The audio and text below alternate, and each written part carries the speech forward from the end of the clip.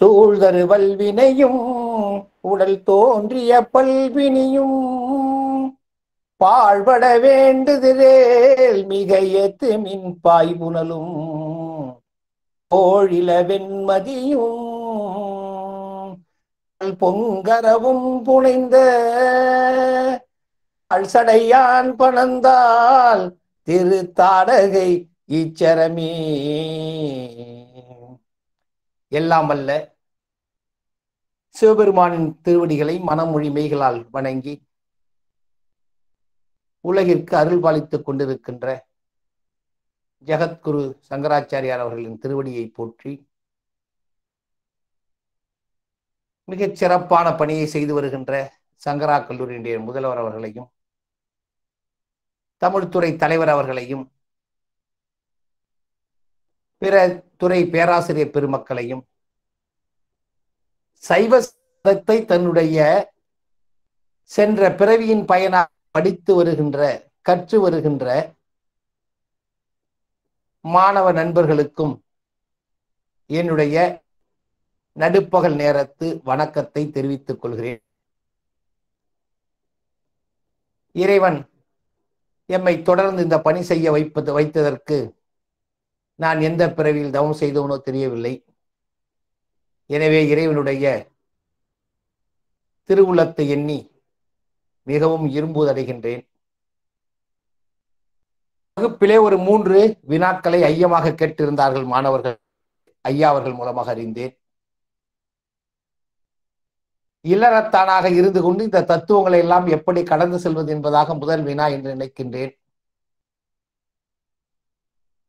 இந்த வினாவை தொடுத்தவர் நன்றாக நினைத்து பார்க்க வேண்டும். நம்முடைய 63 நாயன்மார்களுடைய வரலாற்றை பாருங்கள். அதிலே பலரும் இல்லறத்தாராக இருந்தவர்கள்தான். இல்லறத்தில் இருந்து கொண்டே இறைவனை அடையலாம். அதற்கு வித்திடுவதுதான் நம்முடைய சைவ சித்தாந்தம். துறவற நிலையை விட இல்லற நிலையிலிருந்து இறைவனை அடைந்தவர்கள் தான் மிகுதியாக இருக்கின்றார்கள். அதுவும் அந்த பெரிய புராணத்திற்கு மூலம் இருக்கின்ற சுந்தரமூர்த்தி சுவாமிகள் இறைவன் அருளால் இருதார மனத்தை இந்த பூமியினை நிகழ்த்தி காட்டியவர். இயற்பகை நாயனராக இருக்கட்டும் அல்லது வேறு பலராக இருக்கட்டும், அவர்கள் அனைவருமே இல்லறத்தில் இருந்துதான் மிக சிறப்பாக இந்த சைவ சித்தாந்தத்தை பின்பற்றி இறைவனுடைய திருவடி நிழலை அடைந்தவர்கள் என்பது உங்களுக்கு முதலில் தெரிந்து கொள்ள வேண்டும். எனவே எல்லாவற்றையும் கடந்து செல்வது என்பது நம்மால் முடியாது. நம்முடைய உடம்பு என்பது இறைவன் கொடுத்தது. தத்துவங்களால் ஆகிய உடம்பை யார் படைத்தான்? படைத்தான். நம்முடைய உடம்பு தனியாக இயங்காது, உயிர் இருந்தால்தான் இயங்கும். அதை போலவே உடம்பில்லாமல் உயிர் என்றால் இயங்காது. எனவே சென்ற பிறவிகள் புண்ணியம் செய்தவர்கள். அதனால்தான் இந்த மானுட பிறவியை தாங்கி வந்திருக்கிறோம். இந்த மானுட பிறவி அருமையானது. ஒருவன் கடலிலே விழுந்து விட்டான் என்றால் அவன் கையால் நீந்தி கரை சேர்ந்து விடுவான். அது போன்றதுதான் இந்த மானிட பிறவி.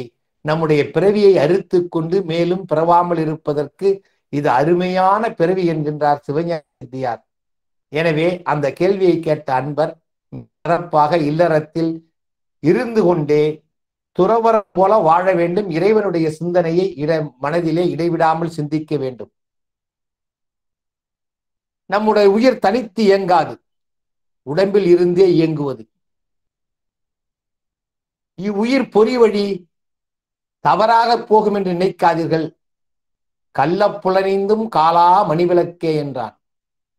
உள்ளம் பெருங்கோயில் உன்னுடம்பு ஆலயம் வல்லர் பிரானார்க்கு வாய் கோபுர வாசல் தெல்லத் தெளிந்தார்க்கு சிவன் சிவலிங்கம் கள்ளப்புலனைந்தும் காலா மணிவிளக்கே. எனவே இந்த பொறி புலன்களை வைத்துக் கொண்டுதான் நாம் இறைவனை திரிகரண வழிபாடு ஆற்ற முடியும். இந்த உடம்பு இல்லை என்றால் நீங்கள் என்ன செய்வீர்கள்? வாயால் வாழ்த்த முடியுமா? மனத்தால் நினைக்க முடியுமா? தலையால் வணங்க முடியுமா? எனவே இந்த மூன்றும் நமக்கு தேவை. இந்த 36 தத்துவங்களால் ஆகிய இந்த உடம்புதான் அதற்கு அடிப்படையாக இருக்கிறது. பேணு தத்துவங்கள் என்னும் பெருகு சோபானம் ஏறி, தத்துவம் என்கின்ற ஏணியை கொண்டுதான் நாம் பிறவியாகிய இந்த தலையை அறுத்து எறிய முடியும். எனவே இறைவனை அடைவதற்கு இந்த உடம்புதான் மிக சிறப்பானது. வாழ்த்த வாயும் நினைக்க மடநெஞ்சும் தாழ்த்த சென்னியும் தந்த தலைவனை சூழ்த்த மாமலர் தூவி தெரியாதே வீழ்த்த வாவினையேன் நெடுங்காலமே. எனவே இந்த தீது என்று நினைக்கின்ற இந்த தத்துவமாகிய உடம்பை வைத்துக் கொண்டு, இந்த வாயை வைத்துக் கொண்டு இறைவனை வாழ்த்த வேண்டும். இந்த மனத்தை வைத்துக் கொண்டு இறைவனை நினைக்க வேண்டும். தலையால் அருமையாக வணங்க வேண்டும். இவற்றையெல்லாம் செய்து கொண்டு வந்து இருவினை என்கின்ற அந்த நல்வினை தீவினைகளிலே நல்லதைக் கண்டு மகிழ்வதும் தீயதைக் கண்டு ஒதுங்குவதுமாகிய அந்த நிலையெல்லாம் இல்லாமல் இரண்டையும் ஒன்று போல பாவித்தால் இறைவனை ஒப்பு ஏற்படும். இந்த சூழ்நிலை நமக்கு சத்தினிபாதமானது தோன்றும். இறைவனுடைய அருளானது கிடைத்து பேரின்ப பெருவாழ்வு வாழலாம். எனவே இந்த உடம்பை வைத்துக் கொண்டுதான் நாம் மேலான நிலைக்கு செல்ல முடியும். எனவே அதனை நீங்கள் தவறாக நினைக்காதீர்கள். ஒழுக்கம், அன்பு, அருள், ஆச்சாரம், உசாரம், உறவு சீலம், வழிக்கிலா தவம், தானங்கள், வந்தித்தல், வனங்கள், வாய்மை என்று சிவஞான சித்தியார் கூறுகின்ற அந்த நிலைகளை எல்லாம் நாம் பின்பற்றி புளியம்பழத்தில் ஓடும் பழமும் இருப்பது போல இந்த உலக வாழ்விலிருந்து உலகத்தில் இருக்க வேண்டும், ஆனால் பற்றற்று இருக்க வேண்டும் என்பதை நீங்கள் மனத்தில் கொள்ளுங்கள். எனவே இந்த தத்துவ கூடுகளை எல்லாம் நீங்கள் தாண்டி செல்ல முடியாது. தத்துவத்தோடு தான் நாம் சேர்ந்து நின்று அதிலிருந்து விலகி மிக சிறப்பான நிலை அடைய முடியும். எனவே தத்துவத்தை வைத்துக் கொண்டுதான் நான் இறைவனாகிய தத்துவத்தை அடைய முடியும் என்பதை முதலில் தெரிந்து கொள்ளுங்கள். இரண்டாவதாக ஒரு வினா தொடுத்திருந்தார். இந்த புத்தி தீர்மானிக்கும், ஆணவம் முடிவெடுக்கும், தீர்மானம் முடிவெடுத்தல் ஒன்றா என்றால் சற்று வேறுபட்டது என்பதை நீங்கள் நினைவில் கொள்ள வேண்டும். இந்த 24 வகையான ஆன்ம தத்துவத்திலே குணதத்துவம் கிடையாது. இருந்தாலும் கூட இந்த சித்தம் என்கின்ற ஒன்றை குணதத்துவம் போல கொள்கிறார்கள். இந்த குணத்தத்துவமானது புத்தி என்றும் அதிலிருந்து ஆங்காரம் என்றும் தோன்றுகிறது. இந்த ஆங்காரமானது தைதசம், வைகாரி, பூதாதி என்கின்ற நிலையெல்லாம் ஏற்படுத்தும். மனம் என்பது உயிரின் இச்சைக்கு இடம் கொடுத்து பொருள்களை பற்றும் அல்லது பொருள்களை சார்ந்திருக்கும். இதை நன்றாக தெரிந்து கொள்ளுங்கள். மனம், புத்தி, அகங்காரம், சித்தம் என்கின்ற இந்த 4 உயிரின் ஆசைக்கு, அதாவது உயிரின் இச்சைக்கு இடம் கொடுத்து பொருள்களை பற்றுவது இருக்கிறதே அல்லது பொருளை சார்ந்திருப்பது இருக்கிறதே, இதற்கு பெயர்தான் மனம். இந்த அந்த கரணங்கள் என்று சொல்லப்பட்ட இந்த 4 மனம் என்கின்ற அந்த கரணம் அல்லது உட்கருவினுடைய செயல் என்னவென்றால் ஒரு பொருளை இச்சையால், ஆசையால் பற்றும். புத்தி இருக்கிறதே, பற்றிய பொருளை பற்றி அறிவுக்கு இடம் கொடுத்து இதுதான் என்று உறுதிப்படுத்தும், நிச்சயிக்கும். அகங்காரம் உயிரின் செயலுக்கு இடம் கொடுத்து ஒரு செயலை செய்ய இயலும். அதாவது என்ன செய்யும்? செயற்படுவதற்கு அதற்கு மேலும் மேலும் ஆர்வத்தை தூண்டும். எனவே நிச்சயித்திருக்கின்ற பொருளுக்கு அந்த பொருளை பற்றுவதற்கு மேலும் மேலும் ஆர்வத்தை தூண்டுவதாக அமைவது. இதனை செயற்படுவதற்கு ஒருப்படுதல் என்று கூறுவார்கள். எனவே இந்த அகங்காரம் என்பது என்ன செய்யும்? மேலும் மேலும் அதனை நன்றாக அதனை பற்றுவதற்கு, அதை பற்றிய ஆராய்ச்சி என்ன என்று அறிவதற்கு துணையாக இருப்பது. நீங்கள் படுத்து உறங்குகின்றீர்கள், அந்த தலையணைக்கு கீழே ஒரு பொருள் ஓடுவது போல, சென்ற முறையும் சொன்னேன், ஓடுவது போல இருக்கிறது. உடனே ஏதோ ஒரு தீய உயிரிதான் ஓடுகிறது என்று நினைத்துக் கொண்டு என்ன செய்கிறீர்கள்? படுத்திருக்கிறீர்கள். அது நிச்சயமாக தீய உயிரிதான் என்பது எது செய்கிறது? புத்தியானது அதிலே கவனத்தை செலுத்த வைக்கிறது. அதற்கு அடுத்தாற் போல அது உறுதியாக தீய ஒரு உயிரிதான் என்று சொல்லி விரைவாக எழுந்திருப்பதற்கு, சட்டென்று எழுந்திருப்பதற்கு துணை செய்வது எது? அதுவே அகங்காரம். அதற்கு அடுத்தாற் போல சித்தம் என்பது உயிரின் நினைவாற்றலுக்கு இடம் கொடுத்து செயல்பட வைக்கும். எனவே தீர்மானித்தல் என்பதும் முடிவெடுத்தல் என்பதும் இரண்டு சொற்களால் சொல்லப்பட்டாலும் கூட கொஞ்சம் வேற்றுமை இருப்பது என்பதை நீங்கள் நன்றாக உணர்ந்து கொள்ள வேண்டும். எனவே இங்கு தீர்மானம் என்று சொல்லப்பட்டாலும் கூட, தீர்மானம் முடிவெடுத்தல் என்கின்ற அளவிலே சொல்லப்பட்டாலும் கூட இரண்டும் சற்று வேறானது. உறுதிப்படுத்துவது எதனுடைய வேலை? புத்தியினுடைய வேலை. அந்த உறுதிப்படுத்திய ஒன்றை உண்மைதானா என்று ஆராய்வதற்கு இடைவிடாது நினைத்து அதற்கு ஒரு செயல்பட வைப்பது என்பது எதனுடைய வேலை? அகங்காரம் என்கின்ற ஒரு தத்துவத்துடைய வேலை, அதாவது உட்கருவியினுடைய வேலை என்பதை நன்றாக நினைவில் வைத்துக் கொள்ளுங்கள். அதுதானா பார்த்து விடுவோம். இது தேல் போல இருக்கிறதே என்று நினைப்பது இருக்கிறதே, அது புத்தி. தேல்தானா என்பதை முடிவு செய்து விடுவோம் என்று எழுவது இருக்கிறதே, இதற்கு பெயர்தான் அகங்காரம் என்பதை நீங்கள் தெரிந்து கொள்ள வேண்டும். எனவே இங்கு தீர்மானம் என்றும் முடிவெடுத்தல் என்றும் ஐயா அவர்கள் கூறியிருப்பார்கள் போலும். அதனால் உங்களுக்கு இந்த ஒரு மனப்பிரட்சி ஏற்பட்டுள்ளது. எனவே நான் சொன்ன கருத்துக்களை வைத்து இதனை நீங்கள் ஆராய்ந்து பார்த்தால் மிக எளிமையாக நீங்கள் புரிந்து கொள்ளலாம். மூன்றாவதாக, புருடன் என்கின்ற தத்துவமும் புருடன் என்கின்ற சொல்லையும் பற்றிய ஒரு அருமையான சிந்தனை. இது கேட்க வேண்டிய கேள்வி. ஏனென்றால் உயிருக்கு புருடன் என்கின்ற ஒரு பெயர் உண்டு. அது என்ன பொருள்? அறிவுடைய பொருள். ஆனால் இங்கே கூறப்பட்ட புருடன் இருக்கிறதே, வித்யா தத்துவங்களில் ஒன்றாகிய புருடன், இது சித்து போல தோன்றினாலும் கூட முழுமையான சடப்பொருள் என்பதை நீங்கள் உணர்ந்து கொள்ள வேண்டும். காலம், நியதி, கலை, வித்தை, அராகம், புருடன், மாயை என்கின்ற 7 தத்துவங்களை வித்யா தத்துவங்கள், வித்யேஸ்வரரால் அது கலக்குண்ணப்பட்டு அதிலிருந்து தோன்றுகின்ற காரணத்தால் இந்த 7 வித்யா தத்துவம் என்று கூறப்படுகிறது. அந்த வித் என்கின்ற சொல்லுக்கு அறிவு என்பது பொருளாகும். உயிருக்கு அறிவளிப்பதற்காக தோற்றப்பட்ட தத்துவம் தான் அருமையான வித்யா தத்துவம். இதிலே காலம் என்பது உங்களுக்கு நன்றாக தெரியும். இறப்பு, நிகழ்வு, எதிர்வு என்கின்ற 3 காலங்கள் உள்ளன. இந்த 3 காலத்தை உறுதிப்படுத்தி ஒருவன் செய்த நன்மை தீமைகளை காலக்கிரமப்படி அவன் அனுபவிப்பதற்கு அடிப்படையாக இருப்பது இந்த கால தத்துவம். எனவே காலம் என்பது ஏதோ ஏனோ தானோ என்று வகுக்கப்பட்டது ஒன்றன்று. நம்முடைய தமிழிலே மிக ஆழமாக பேசப்படுவது நிலமும் காலமும் தான். இதனை ஆங்கிலத்தில் டைம் அண்ட் ஸ்பேஸ் என்று சொல்வார்கள். இந்த வித்யா தத்துவத்திலே அருமையானது காலம். இறப்பு, நிகழ்வு, எதிர்வு என்கின்ற 3 காலங்கள். இந்த 3 காலங்களையும் வரையறைப்படுத்தி ஒருவனுடைய இன்ப துன்பங்களுக்கு ஏற்ற இன்ப விளைவுகளையும் துன்ப விளைவுகளையும் கால முறைப்படி வகுப்பது எதுவோ அதுவே கால தத்துவம் என்று கூறப்படும். ஒருவர் நன்மை செய்திருப்பார், ஒருவர் தீமை செய்திருப்பார். நன்மை செய்தவருக்குரிய நற்பலன்களை கொடுக்க வேண்டும், தீமை செய்தவருக்குரிய தீய பலன்களை கொடுக்க வேண்டும்.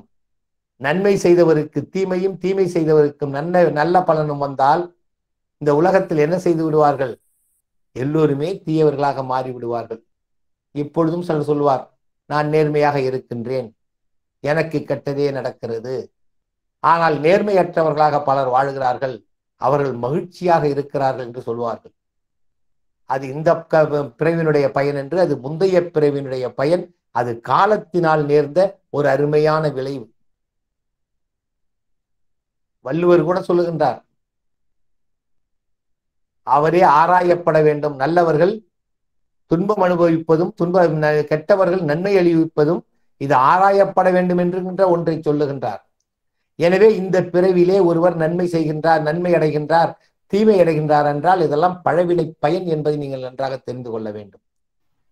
இந்த நல்வினை, நல்லது செய்தவருக்கு நல்வினையும் தீயது செய்தவருக்கு தீவினையும் முறைப்படி வழங்குகின்ற ஒரு தத்துவத்திற்கு பெயர்தான் நியதி தத்துவம். எனவே நியதி மாறினால் எப்படி இருக்கும் என்று உங்களுக்கே தெரியும். எனவே நன்மைக்கு நல்லதை கொடுக்க வேண்டும், தீமைக்கு தீமையை கொடுக்கும் என்கின்ற நியாய உணர்வை ஏற்படுத்துகின்ற ஒரு தத்துவத்தை தான் நம்முடைய உடற்கூற்றிலே இறைவன் அருமையாக நுட்பமாக பொதிய வைத்திருக்கிறான். அந்த தத்துவம் 2வது தத்துவம். இது வித்யா தத்துவத்திலே 2வதாக கூறப்படுகிறது. மொத்த தத்துவத்திலே 26வதாக வகை செய்யப்பட்டுள்ளது. 3வதாக கலை. உயிரினுடைய செயலை மேலும் மேலும் செயல்படுத்துவதற்கு அடிப்படையாக இருப்பது கலை. இந்த கலை இருக்கிறதே அது உற்சாகமூட்டக்கூடிய தன்மை வாய்ந்தது. ஒருவன் சோம்பி கிடந்தான் என்றால் என்ன செய்வோம்? உடனே வா அங்கு ஒரு பாடல் கேட்கலாம் என்று சொல்வோம். இந்த சோம்பல் இன்னைக்கு பாடல் கேட்டும் தீரவில்லை என்று சொன்னால் என்ன செய்வோம்? உடனே வா ஒரு திரைப்படம் பார்த்து விட்டு வரும், அல்லது அங்கே ஒரு அருமையான கரகாட்டம் நடக்கிறது என்றாம் சொல்லி அவனுடைய மனதில் ஒரு புது உற்சாகத்தை ஏற்படுத்துவோம். அதுபோல உயிருடைய செயல்பாட்டில் ஒரு உற்சாகம் ஏற்பட வேண்டும் என்பதற்காக இறைவனால் படைக்கப்பட்ட ஒன்றுதான் இந்த கலை என்கின்ற ஒரு தத்துவமாகும். நான்காவதாக வித்தை. உங்களுக்கு தெரிந்திருக்கும், ஒருவனை செயல்படுத்துவதற்கு பயன்படுவது கலை. ஒருவனுடைய அறிவை மிளரச் செய்வதற்குரியது வித்தை. இறைவன் உயிருடைய அறிவை விளங்கச் செய்ய வேண்டும், உயிருடைய அறிவை தூண்டச் செய்ய வேண்டும் என்பதற்காக வித்தையும் என்கின்ற ஒன்றை மிக அழகாக தோற்றுவிக்கின்றார். காலம், கலை, காலம், நியதி, கலை, அதற்கடுத்தார் போல வித்தை, அதற்கடுத்தார் போல அராகம். உயிர் எப்படிப்பட்ட தன்மை கொண்டது? சார்ந்ததன் வண்ணமாக இருக்கக்கூடியது. அந்த சார்ந்ததன் வண்ணமாக இருக்கக்கூடிய அந்த உயிரை தன் விருப்பத்திற்கு செயல்படுத்துவதற்காக இறைவனால் கூட்டப்பட்ட தத்துவமே அராகம்.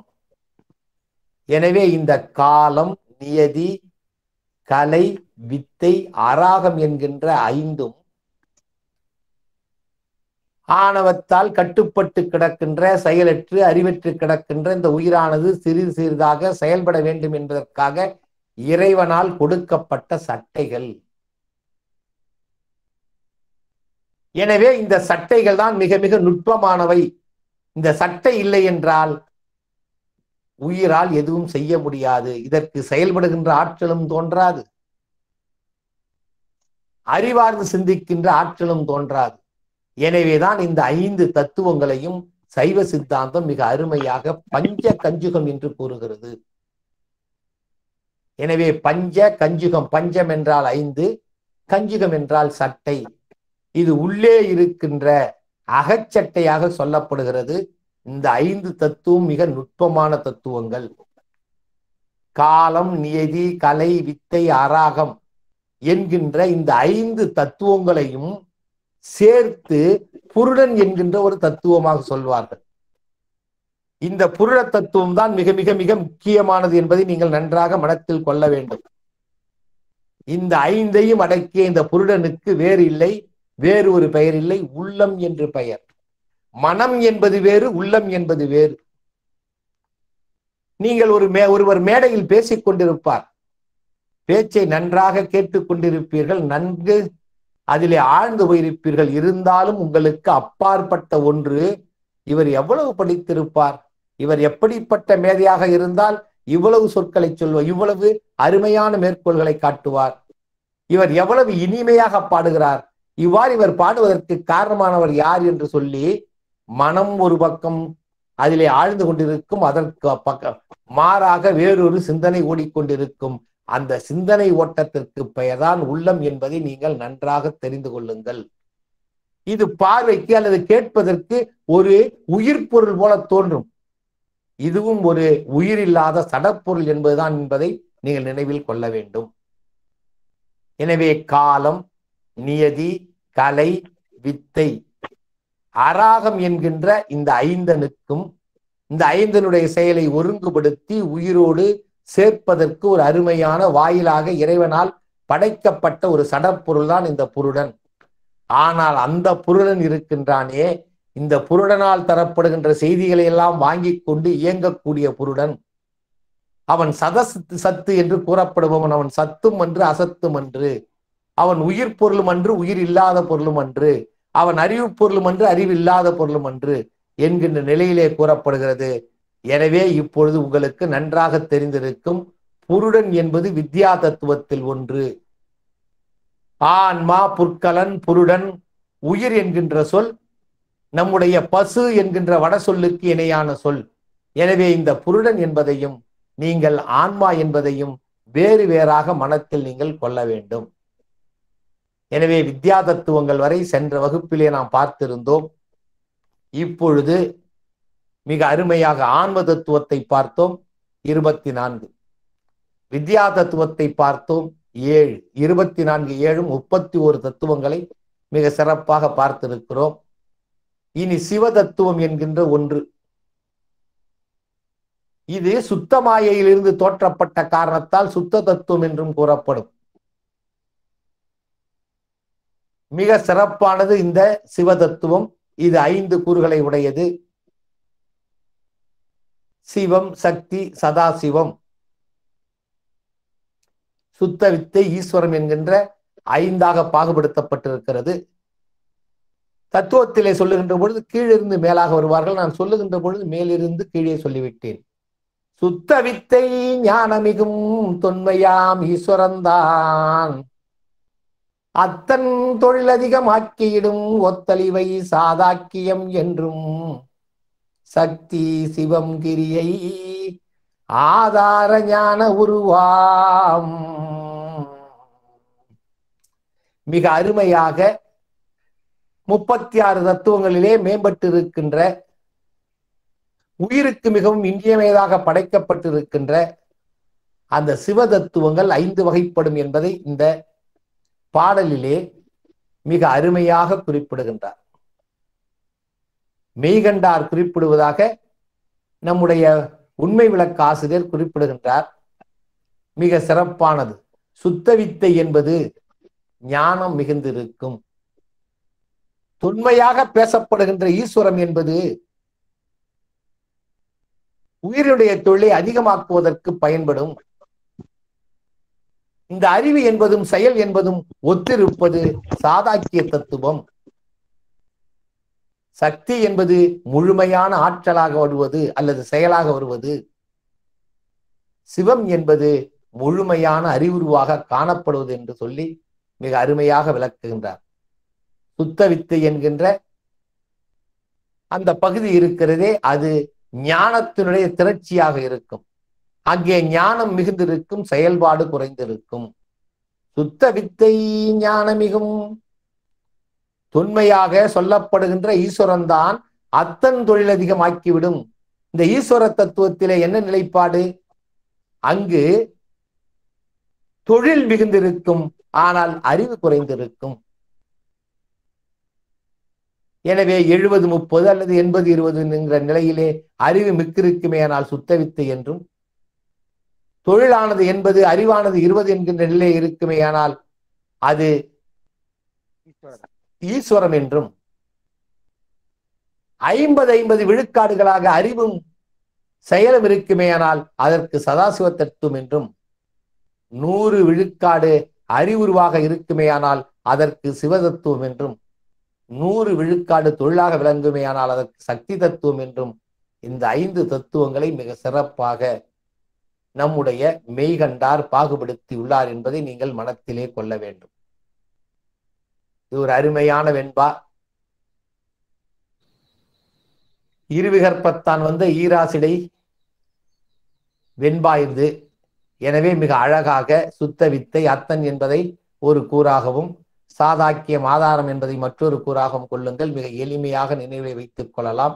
சுத்த வித்தை ஞானமிகும் தொன்மையாம் ஈஸ்வரன்தான் அத்தன் தொழிலதிகம் ஆக்கிவிடும் ஒத்தலிவை சாதாக்கியம் என்றும் சக்தி சிவங்கிரியை ஆதார ஞான உரு ஆம்.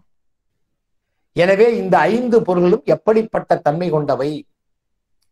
சுத்த வித்தையினுடைய தன்மை மிகுதியான அறிவை பெற்றிருக்கும். ஈஸ்வரம் மிகுந்த செயல்பாடை கொண்டிருக்கும். இரண்டும் ஒத்திருக்கும் நிலை என்பது சதாசிவ தத்துவம். முழுமையான முழுக்க 100 விழுக்காடு ஆற்றல் என்கின்ற அந்த செயல்பாட்டை கொண்டிருக்கின்ற தத்துவம் இருக்கிறதே, அதற்கு பெயர்தான் சக்தி. 100 விழுக்காடு அறிவுருவாக திகழ்கின்ற நிலைதான் சிவம் என்று மிக அழகாக 36 தத்துவங்களுள் மேம்பட்டு நிற்கின்ற சிவதத்துவத்தை பற்றி நம்முடைய மெய்கண்டார் மிக சிறப்பாக எடுத்திருக்கின்றார். இதை கேட்ட உடனேயே நம்முடைய உண்மை விளக்க ஆசிரியர் மன அமைதி பெற்று அடுத்ததாக வினவுகின்றார். 6 தத்துவமும் சொன்னோம் அடைவாக மாறாமலம் இரண்டும் வாய் சொல்ல கூறில் அறியாமை ஆணவம் நீயான சுகதுக்கம் குறியா வினை என்று கொள். ஆன்ம தத்துவம் 24, வித்யா தத்துவம் 7, சிவதத்துவம் 5 என்று 36 தத்துவங்களை விளக்கி கூறினோம். அடைவாக முறைப்படுத்தி கூறினோம். ஆன்ம தத்துவம், அதற்கடுத்தார் போல வித்யா தத்துவம், அதற்கடுத்தார் போல சிவ தத்துவம் என்று அடைவுபடுத்தி கூறினோம். இதற்கு அடுத்தார் போல மிக முக்கியமானது உயிரினுடைய அறிவை மறைக்கச் செய்வதும் உயிரினுடைய வினைகளை கூட்டுவதும் பெருக்குவதுமாகிய இந்த கண்மம் என்கின்ற இரண்டையும் பற்றி கூற வருகின்றார். ஆணவம் கண்மம் என்கின்ற 2 வினைகள். இந்த வினையினுடைய தன்மை எப்படி இருக்கும் என்று ஆசிரியரை பார்த்து வினவுகின்றார். மிக அழகாக இதுவரை நான் 6 தத்துவங்களையும் சொன்னேன். அடைவாக மாறா மலமிரண்டும் சொல்கின்றேன் கேட்க வா என்று மிக அழகாக சொல்லுகின்றார். மாறா மலமிரண்டும் வா சொல்ல, மாறா மலமிரண்டும் சொல்ல கேட்க வா என்பதுதான் அதனுடைய பொருள். கூறில் அந்த ஆணவம் என்பதையும் கண்மம் என்பதையும் எடுத்து கூறினால், ஆணவம் என்கின்ற சொல்லுக்கு அணுத்தன்மை கொண்டது என்பது பொருள். எப்படி அணுத்தன்மை கொண்டது? வியாபகமாக இறைவனைப் போலவே உலகெங்கும் அண்டங்கள் எங்கும் பறந்திருக்கின்ற இந்த உயிரினுடைய அறிவை அணுத்தன்மையாக சிறிய ஒரு அளவிலே அடக்கி வைப்பதற்கு காரணம் என்ன? அதற்கு காரணமாக இருப்பது ஆணவம். இந்த ஆணவம் என்ன தன்மை கொண்டது? அறியாமை தன்மையை கொண்டது. அறியாமை என்பது என்ன? இருள். அதனால்தான் திருவருட்பயன் இதனை இருள் என்று கூறுகிறது. இது தன்னுருவத்தையும் காட்டாது, பிற உருவங்களையும் காட்டாது, இருளாக இருக்கிறது. எனவே இருள் தன்மை வாய்ந்தது, அறியாமையுடையது. இதுவே ஆணவத்தினுடைய தன்மை என்று ஒரு சொல்லில் மிக சிறப்பாக கூறுகின்றார். அறியாமை ஆணவம், ஆணவம் அறியாமை. உங்களுக்கே இந்த உலக வாழ்க்கையில் தெரியும், ஒருவன் திமிரெடுத்து ஆணவப்பட்டு பேசினான் என்றால் அவனுக்கு அறிவு குறைந்து கொண்டே வரும். எல்லாவற்றிலும் நான் தான், எனக்கு எல்லாம் தெரியும், எதுவுமே தெரிந்திருக்காது. அறியாமையின் காரணமாக என்ன செய்வான்? எல்லாம் தனக்கு தெரிந்தது போல காட்டிக்கொள்வான். எல்லாம் எனக்கு தெரியும் என்று சொல்லிக் கொள்வான்.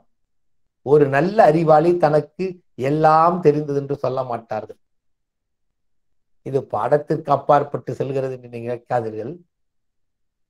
கோவலன் வருகிறான் ஒரு ஒற்றை சிலம்போடு, இழந்த பொருளை மீட்டு விடலாம் என்று.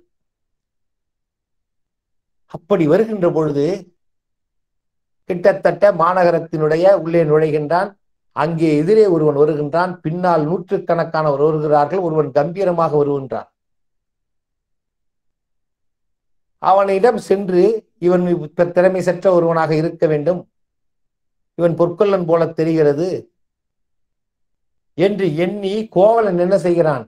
அந்த தலைமை பொற்கொல்லனிடம் சென்று இவனுடைய அந்த சிலம்பை காட்டி, ஐயா இதை உங்களால் மதிப்பிட முடியுமா என்று கேட்கின்றான். அதற்கு அவன் சொல்லுகின்றான், எனக்கு அந்த அளவிற்கு அறிவில்லை. ஆனால் இந்த நாட்டில் மகாராணியாக இருக்கிறாளே ஒருத்தி, அவருடைய காலில் கிடக்கின்ற அணிகலனிலிருந்து தலையில் இருக்கின்ற அணிகலன் வரை நான் தான் செய்து கொடுக்கின்றேன் என்று சொல்லி மிக அழகாக காட்டுகிறான். எவ்வளவு அறியாமை அறிவு என்பதை நீங்கள் தெரிந்து கொள்ளுங்கள். எனவே தொடக்கத்தில் என்ன சொல்கிறான்? நான் எதையும் அறியேன். மிக பணிவாக மிக அழகாக கையெடுத்து கும்பிட்டு நான் எதையும் அறியேன். இந்த நாட்டில் இருக்கின்ற அரசிக்கு கால் முதல் தலைவரை இருக்கின்ற அணிகலன்களை நான் தான் செய்து கொடுக்கின்றேன் என்பதை பணிவாக தெரிவித்துக் கொள்கிறேன் என்று குறிப்பிடுகின்றான். இந்த ஆணவம் என்பது அறியாமையுடையவர்களுக்குத்தான் இந்த திமிர் என்பது வரும். அதுவும் இந்த சைவ சித்தாந்தம் படித்தவருக்கு திமிர் என்பது இருக்கக்கூடாது. அது மிக மிக அடிப்படையான ஒன்று. ஆணவம் இருந்து விட்டால் அப்புறம் எப்படி சைவ சித்தாந்தத்தை தெரிந்து கொள்வது? நான் சைவ சித்தாந்தத்தை கற்கிறேன் என்று மனத்திலே நினைப்பதும் ஒரு ஆணவம் தான். நான் சொல்லிக் கொடுக்கின்றேன் என்று நினைப்பது இருக்கிறதே, அதை விட அது மோசமான ஆணவம். எனவே அறியாமை நீங்க வேண்டும். எது நீங்க வேண்டும்? ஆணவம் நீங்க வேண்டும். அப்பொழுது ஆணவம் நீ அடங்க வேண்டும் என்றால் என்ன செய்ய வேண்டும்? அறியாமை அகல வேண்டும். ஓர் ஒரு சொல்லில் சொல்லிவிட்டார். கூறில் அதனுடைய தன்மையை எடுத்து கூறினால் அறியாமை ஆணவம். ஆணவம் என்பது எது? அறியாமை. அறியாமை என்பது எது? இருள். இருள் என்பது எது? கண்ணை மறைக்கும். கண்ணை மறைத்தால் என்ன? மேன்மை கிடைக்காது. எனவே மேன்மை கிடைப்பதை தடுக்கின்ற ஒன்றுக்குத்தான் மிக அழகாக அறியாமை என்று வைத்தார்கள். அதற்கு வடமொழியிலே ஆணவம் என்று ஒரு பெயர் சூட்டப்பட்டது. ஆணவம் என்பதற்கு பொருள் அணுத்தன்மை செய்வது. எதனை அணுத்தன்மை செய்வது? உயிரை அணுத்தன்மை செய்வது. அதனால்தான் இந்த உயிருக்கே பெயர் பசு என்பது. பச்சு இது பகுதி பொருள் விகுதி என்பார்கள். உகரம் அதை விட்டு விடுங்கள். பச்சு என்றால் என்ன? கட்டப்பட்டது. எதனால் கட்டப்பட்டது? ஆணவத்தால் கட்டப்பட்டது. ஆணவத்தால் கட்டப்பட்டு அணுத்தன்மை பெற்ற ஒன்றை தான் பசு என்று கூறுகின்றோம். எனவே ஆணவம் என்பது அறியாமையாகும். அதற்கடுத்தார் போல இந்த வினை என்றால் என்ன? இந்த வினை என்பது இன்ப துன்பங்களுக்கு, சுக துக்கங்களுக்கு காரணமாக இருக்கின்ற செயல்பாடு. இதைதான் கர்மம் என்று சொல்கிறார்கள். இதை கர்மா என்று சொல்வார்கள் வட சொல்லிலே. கர்மம் என்றால் செயல்பாடு. எனவே இந்த இன்ப துன்பமாகிய இந்த செயல்பாடுகள் இருக்கிறதே, இதுதான் ஒரு நுண்மையான பொருளாக இருந்து உயிரோடு கலந்து அந்த நன்மை தீமைக்கு ஏற்ப ஒருவனுக்கு பக்குவம் வரும் வரை அந்த செயல்பாட்டுக்கு துணையாக இருந்து கொண்டே இருக்கும். பக்குவப்படும் வரை இந்த உயிரோடு கலந்து உயிர்களை வினைப்படுத்தி கொண்டே இருப்பது, நன்மை தீமை என்கின்ற இரு வினைகளை செய்வதற்கு காரணமாக இருப்பது எது? இதுவே கண்மம்.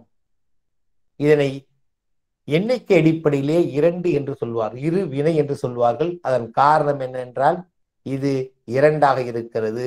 நன்மை தீமை. இந்த நன்மையையும் தீமையையும் மிக அழகாக சொல்லுகின்றார்.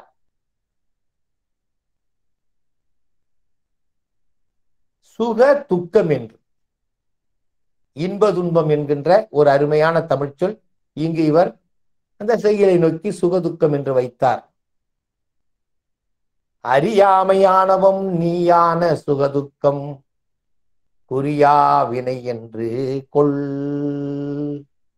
குறியாத வினை என்று கொள்வாயாக.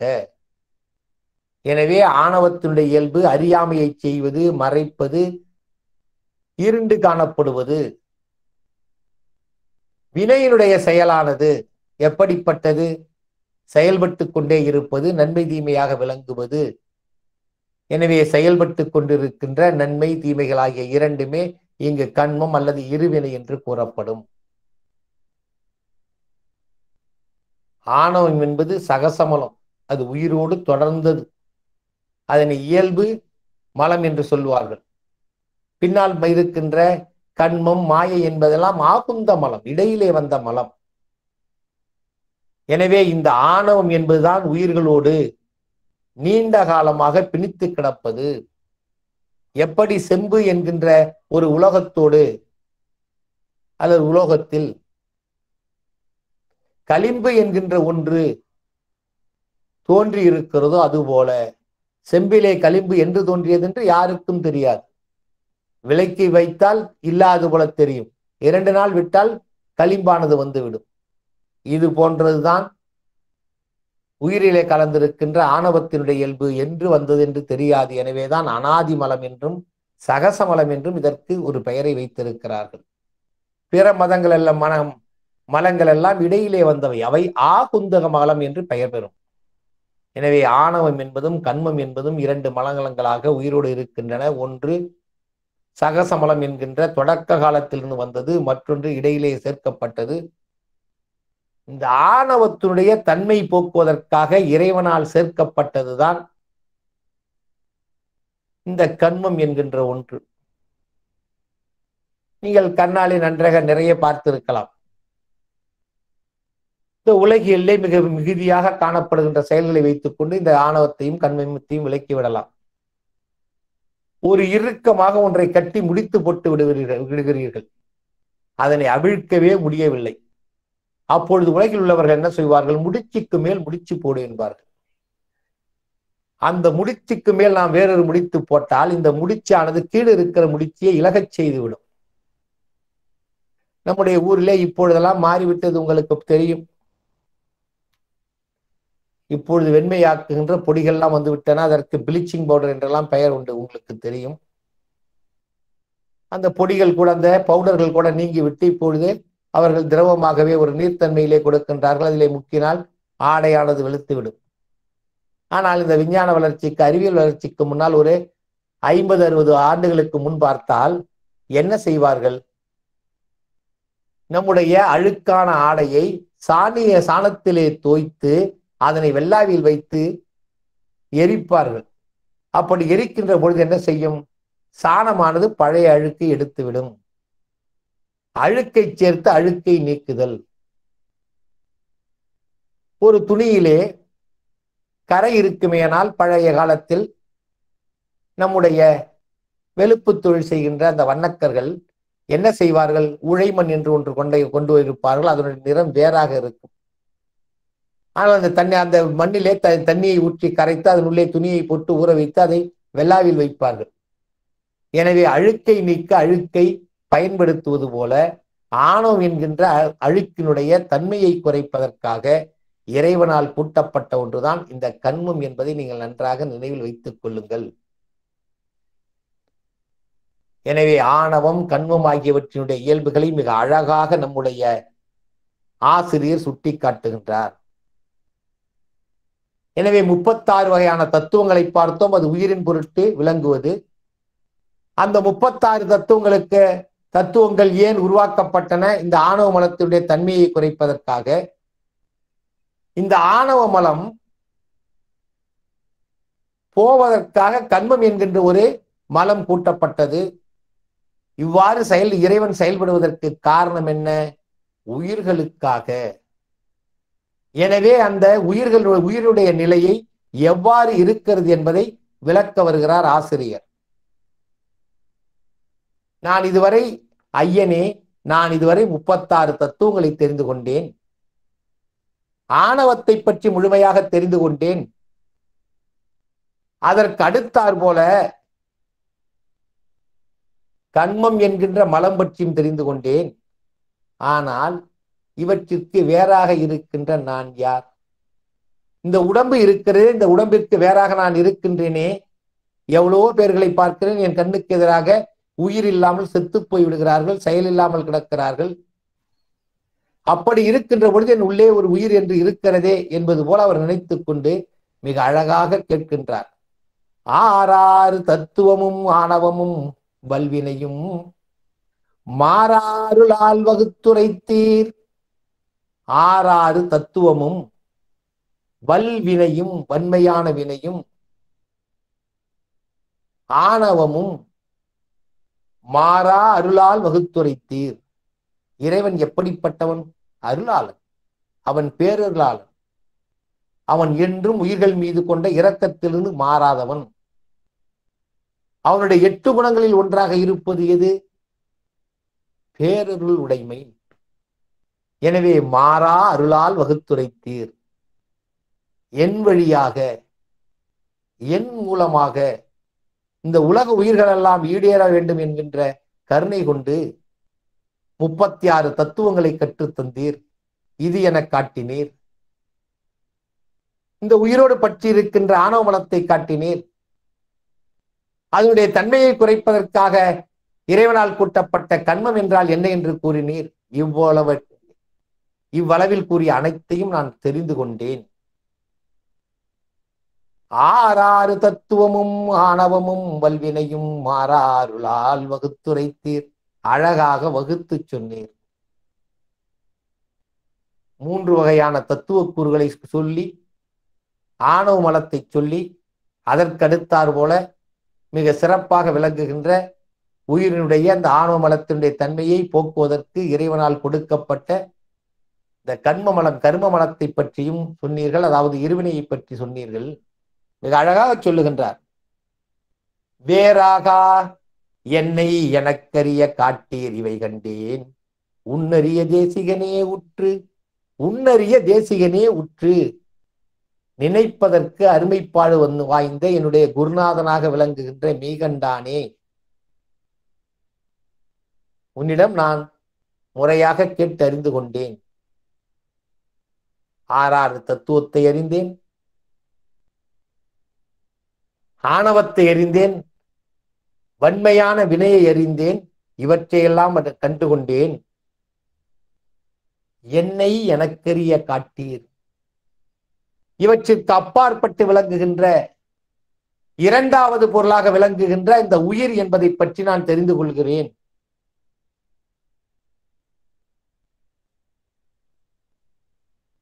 இறைவன் என்கின்ற பதியை பற்றி நான் தெரிந்து கொண்டேன். பாசம் என்கின்ற ஒன்றை தெரிந்து கொண்டேன். இரண்டிற்கும் அப்பாற்பட்டு மூன்றாவதாக இருக்கின்ற நான் என்கின்ற சொல்லுகின்றேனே, அந்த சொல்லுக்குரியவனாக இருக்கின்ற அந்த உயிரை பற்றி எனக்கு காட்டுங்கள். என்னை எனக்கரிய காட்டீர் இவை கண்டேன் உன்னரிய தேசிகரே உற்று. நினைத்து பார்ப்பதற்கும் அருமைப்பாடு வாய்ந்த என்னுடைய குருநாதரே, மெய்கண்டரே, நான் தத்துவங்களை தெரிந்து கொண்டேன், மலங்களை தெரிந்து கொண்டேன். ஆனால் இவற்றிற்கெல்லாம் மாறாக இருக்கின்ற ஒரு பொருளாக விளங்குகின்ற இந்த உயிரை பற்றி நான் தெரிந்து கொள்ள விரும்புகின்றேன். என்னை எனக்கரிய காட்டீர். என்னை எனக்கு அறியும்படியாக நீங்கள் காட்டுவிக்க வேண்டும் என்று கூறுவதாக இந்த பாடல் அமைந்திருக்கிறது. எனவே இந்த பாடலிலே என்னுடைய உயிரினுடைய தன்மை என்ன என்பதை எனக்கு நீங்கள் தெரிவிக்க வேண்டும் என்கின்ற அளவிலே மிக அருமையாக இந்த பாடலை ஆசிரியர் நிறுத்தி இருக்கின்றார். எனவே சிவதத்துவம் பற்றி முதலில் பார்த்தோம். ஆணவம், கண்மம் என்கின்ற அவற்றுடைய இயல்புகளை இரண்டாவது பாடலிலே பார்த்தோம். மூன்றாவதாக எந்த செய்தியும் பார்க்கவில்லை, இவற்றை பார்த்தோம், இதனை பார்க்க வேண்டும் அல்லது எனக்கு அறிவுறுத்த வேண்டும் என்கின்ற முறையிலே ஆறாறு தத்துவமும் ஆணவம் வல்வினையும் என்கின்ற பாடல் அமைந்திருக்கிறது. அதற்கு அடுத்தார் போல உயிரின் இயல்பு, இதைத்தான் இந்த ஆன்மாவை காட்டுவது ஆன்ம காட்சி அல்லது ஆன்ம தரிசனம் என்று சொல்வார்கள். இந்த ஆன்மாவினுடைய இயல்பு என்ன என்று சொல்லுகின்றார். இவர் கேட்கின்றார். மிக அருமையானது. இந்த வெண்பாவே வினவுதலும் பதில் சொல்லுதலும் போல அமைந்தது. இவர் கேட்டு முடித்து விடுகின்றார் ஒரு பாடல் முழுவதுமாக. அதற்கு அடுத்தார் போல ஞானாசிரியன் சொல்ல வருகின்றான். நன்றா உரைக்க கேள். என்னுடைய மாணவனே, பிறவி பெருங்கடலிலிருந்து நீங்க வேண்டும் என்று ஆசை கொண்டிருக்கின்ற என்னுடைய மாணவகனே, கேட்பாயாக. நன்றா உரைக்க கேள். நன்றாக நான் உரைப்பதை கேட்பாயாக. நல்ல சித்தின் முன் அசித்திங்கு ஒன்றாது. அறிவு பொருளின் முன்னால் அறியாமை கொண்ட பொருள் நிற்காது. மிக அருமையான தத்துவம். நல்ல அறிவு பொருள்களின் முன்னால் அறிவில்லாத பொருள்கள் நிற்காது. சித்து அசித்தை ஓராது. அறிவு பொருள் அறிவில்லாத பொருள்களை ஆராய்ந்து பார்க்காது. நின்றிவற்றை உயிர், அதாவது அறிவு பொருளையும் அறியா பொருளை என்கின்ற இரண்டையும், அறியாமையுடைய பொருள் அதாவது அறிவுப்பொருள் என்கின்ற சித்தையும் அறிவில்லாத பொருள் என்கின்ற சடத்தையும் காணக்கூடிய தன்மை கொண்டது எது? அதுதான். மிக அருமையாக சொல்லுகிறார். சதசத்து என்று சொல்லவில்லை, அன்றே பகுத்தறிவது ஆன்மாவே. எனவே இது அறிவு பொருள், இது அறிவில்லாத பொருள் என்று பகுத்தறியக்கூடிய தன்மை பெற்றது உயிர்தான் என்று மறை குன்றாமல் ஓதும் குறித்து. இதை நான் சொல்லவில்லை, ஆகமமும் மறைகளும் சொல்லுகின்றன. எனவே உயிர் என்பது அறிவு பொருள். இது எப்படிப்பட்ட அறிவு பொருள்? அறிவு பொருளை சார்ந்து அறிவாக நிற்கக்கூடிய தன்மை கொண்டது. அறிவில்லாத பொருளை சார்ந்து அறிவில்லாத பொருளாக மாறக்கூடிய தன்மை கொண்டது. நீங்கள் இந்த உலகிலே பல பல பழமொழிகள் எல்லாம் இருக்கின்றன. நிலத்தியல்பால் நீர் திரிந்து அற்றாகும் மாந்தற்கு இனத்தியல்வதாகும் அறிவு. நிலத்தியல்பால் நீர் திரிந்து அற்றாகும் மாந்தர்க்கு இனத்தியல்பதாகும் அறிவு என்று சொன்னார் திருவள்ளுவர். ஒரு மழை நீரானது செம்மையான நிலத்தில் பெய்தால் செம்மை நிறமாக மாறும். அதுவே கரிசல் பூமியிலே பெய்தால் நிறமாக மாறும். அது போன்றதுதான் இந்த உயிர். சித்து பொருளாகிய இறைவனோடு சார்ந்தால் இறைவனாகவே மாறிவிடும், இறைவனைப் போலவே செயல்படும். அசத்தாகிய இந்த உலகத்தை சார்ந்தால் உலகத்தையே சார்ந்துவிடும். அவையடக்கமில்லை, இருந்தாலும் தெரிந்து கொள்ளுங்கள். ஒரு நல்ல கன்றானது பன்றியோடு சேர்ந்தால் என்ன ஆகும் என்று உங்களுக்கே தெரியும். நீ உன் நண்பர் யார் என சொல், நான் உன்னை பற்றி சொல்கிறேன் என்று ஒரு அயல் நாட்டு பழமொழியே ஒன்று சொல்வார்கள். எனவே இந்த சார்பை வைத்து ஒருவனை அடையாளம் பண்ணலாம். ஆனால் இங்கு சார்பு என்பது உலகச் சார்பு, இறை சார்பு என்கின்ற இரண்டு இருக்கிறது. அதைத்தான் மிக அழகாக சொல்கின்றார். மிக அருமையானது. நன்றாக உரைக்க கேள் என்னுடைய மாணவனே, நான் சொல்வதை நன்றாக நான் உரைக்கின்றேன், நீ விட்டு விடாமல் கேட்பாயாக. நல்ல சித்தின் முன் அசித்திங்கு ஒன்றாது. அழகாக சொல்லுகின்றார். நல்ல அறிவு பொருளின் முன்னால் அறியாமையுடைய பொருள் தோன்றவே தோன்றாது. இந்த அறிவாளிகள் கூட்டத்திலே அறியாமையுடையவர்களுக்கு இடமே இல்லை. அதே போல அறியாமை உள்ள இடத்திலே அறிஞர்களுக்கு இடமில்லை. கற்றாரை கற்றாரே அறிவர், எல்லாம் தெரிந்ததுதான் உங்களுக்கு. எனவே இந்த சைவ சித்தாந்தம் படிக்கின்ற பொழுது உலக இயல்பை மிகுதியாக நீங்கள் தெரிந்து கொண்டிருந்தால் எளிமையாக மனத்தை கருத்திலே வைத்துக் கொள்ளலாம். எனவே என்ன சொல்லுகிறார்? நல்ல சித்தின் முன் அசித்திங்கு ஒன்றாது.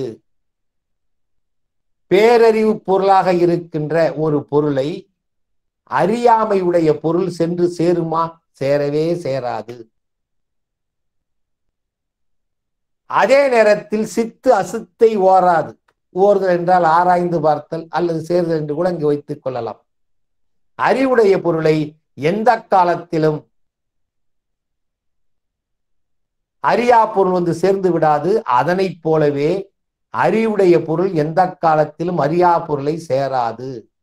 இதை நான் சொல்லவில்லை, என்றும் மறை குன்றாமல் ஓதும்.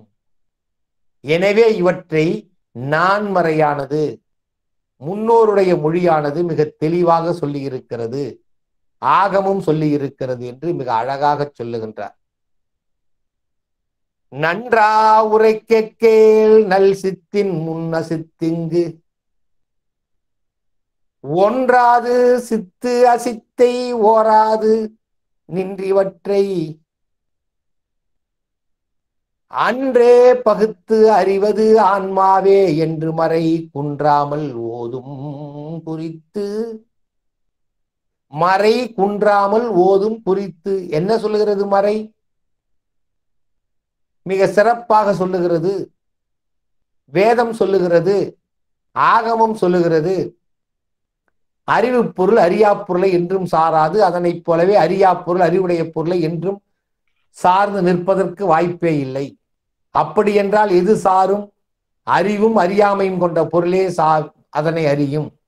அறிவு பொருளோடு சேர்கின்ற பொழுது அறிவு பொருளாகவும் அறியா பொருளோடு சேர்கின்றது போது அறியா பொருளாகவும் இருக்கின்ற தன்மை எதற்கு உண்டு?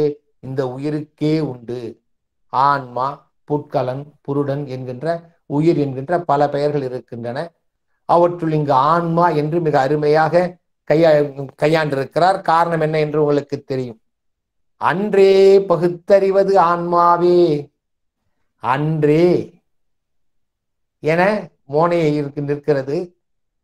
பகுத்தறிவது ஆன்மாவே. எனவே மூன்றாம் சரியிலும் மிக அழகாக வைத்திருக்கின்றார். இதையெல்லாம் நீங்கள் பற்றி பிடித்துக் கொண்டால் எளிமையாக பாடல்களை, சைவ சித்தாந்த பாடல்களை எல்லாம் நீங்கள் மனத்திலே பதிய வைத்துக் கொள்ளலாம். எனவே இந்த உத்திக்காகத்தான் இதை நிலைநிறுத்த வேண்டும் என்பதற்காகத்தான் இந்த பாடலை இவர் அழகாக சொல்லியிருக்கின்றார். நன்றா உரைக்க கேள் நல்ல சித்தின் முன் அசித்திங்கு ஒன்றாது. சித்து அசித்தை ஓராது நின்றிவற்றை.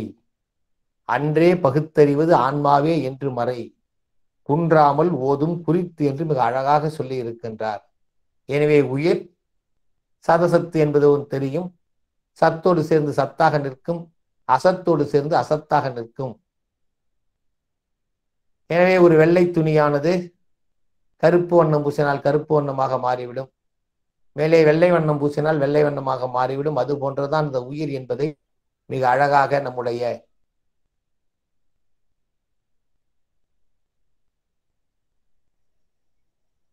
ஆசிரியர் காட்டி இருக்கின்றார். ஐயா கொஞ்சம் தண்ணி குடிச்சுக்கிறேங்க ஐயா. ஐயா ஐயா குடிச்சுங்க ஐயா. இப்படி போனா போதுங்களாங்க இந்த வகுப்பு? இது சரியா இருக்குங்க ஐயா, இப்படியே போலாம். சரி, பங்கேற்பாளர்கள் யாராவது பதில் சொல்லலாம். வேற இப்படியே சொல்லட்டும் ஐயா, வகுப்பு இது சரியா தான் இருக்கு, இப்படியே போட்டோம் ஐயா. எளிமையா இருக்குயா. ரொம்ப நன்றிங்கம்மா. ஐயா சொல்லுங்க ஐயா. நாராயணன் ஐயா. நல்லா அருமையா இருக்குயா, வகுப்பு அருமையா இருக்குயா. நன்றி நன்றி. அந்த என்னங்க ஐயா? ஐயா சத்து ஓராது, சத்து ஓராதுன்னு சொல்றாங்கல்ல, அது வந்து நம்ம ஐயா அது அந்த சத்து அதை சொல்றேங்க ஐயா. பலம் என்பது வேறு, நிலை நிலை பேரு என்கின்ற பொருள்ல கையாளப்பட்டிருக்குங்க ஐயா. சரிங்க சரிங்க. அந்த ஓராதுங்கிறதுக்கு அதை ஒரு பொருட்படுத்தாது அப்படிங்கிற மாதிரி எடுத்துக்கலாம் ஐயா. அந்த ஓராது என்பதற்கு பொருந்தாதுங்க ஐயா, பொருட்படுத்தாதுன்னு வச்சிருக்கலாம். சேர்தல் தாங்க ஓறுதல். அப்படிங்க ஓறுதல்ங்கிறதுக்கு ஆராய்ச்சின்ற பல பொருள் ஒரு சொல்லுங்க. தமிழை பொறுத்த வரைக்கும் சொற்கள் இருக்கு, உங்களுக்கு தெரியும். நன்றி, மகிழ்ச்சி. நான் தொடர்கிறேன். இப்பொழுது உயிருடைய இயல்பை மிக அழகாக சொல்ல வருகிறார். என்னகிட்ட ஒண்ணு இல்லை, எங்கள்கிட்ட நல்லா இப்ப இல்லம்மா, சரியா இருக்கு, சரியா இருக்கு. நீங்க உங்களுடைய ஹெட்போனை யூஸ் பண்ணுங்கம்மா. அம்மா உங்ககிட்ட அது இருக்குமா? நான் என்னுடைய இது வந்து நல்ல வலிவானது மாதிரி சரியா இருக்குங்கய்யா, நீங்க தொடர்ந்து. ஆனா இப்பொழுது தத்துவத்தை மிக அழகாக சொல்லுகின்றார். எப்படி சொல்லுகின்றார் என்று பாருங்கள். உயிரை காட்ட வருகின்றார். இந்த உயிர் எப்படிப்பட்டது என்பதை சொல்ல வருவதற்கு மிக அழகான உதாரண உவமைகளை எல்லாம் காட்டுகின்றார். உயிர் எப்படிப்பட்டது என்பதை சொல்ல வருகின்றார். தத்துவங்கள் ஆறாரும் தம்மைத்தாம் என்றறியா எத்தன்மை எண்ணில் எம்பக்கேல் சுத்தமாம் ஆறு சுவையும் அறியாது தன்னைத்தான் கூறில் இவை போல கொள். நம்ம உடம்பானது தத்துவக்கூடு. இந்த தத்துவக்கூடாக இருக்கின்ற இந்த தத்துவங்கள் ஒன்றை ஒன்று அறிந்து கொள்ளுமா? மெய், வாய், கண், மூக்கு, செவி என்கின்ற 5 பொருள்களை பற்றி பேசுகிறோம். அந்த 5 பொறிகளும் தன்னைத்தாம் இது தானே நான் தான் கண், நான் தான் மூக்கு, நான் தான் வாய் என்று ஒவ்வொன்றும் அறிந்து கொள்ளுமா என்றால் அறியாது. இதற்கு ஒரு அருமையான ஓமையை காட்ட வருகின்றார். இந்த சைவ சித்தாந்தம் என்பதே ஓமையால் நிறுத்தப்பட்டது என்பதை நீங்கள் மறந்துவிடக் கூடாது. நம்முடைய இந்த 14 சைவ சாத்திரங்களும் நிலைநிறுத்துவதற்கு அடிப்படையாக இருப்பது ஓம அளவைதான்.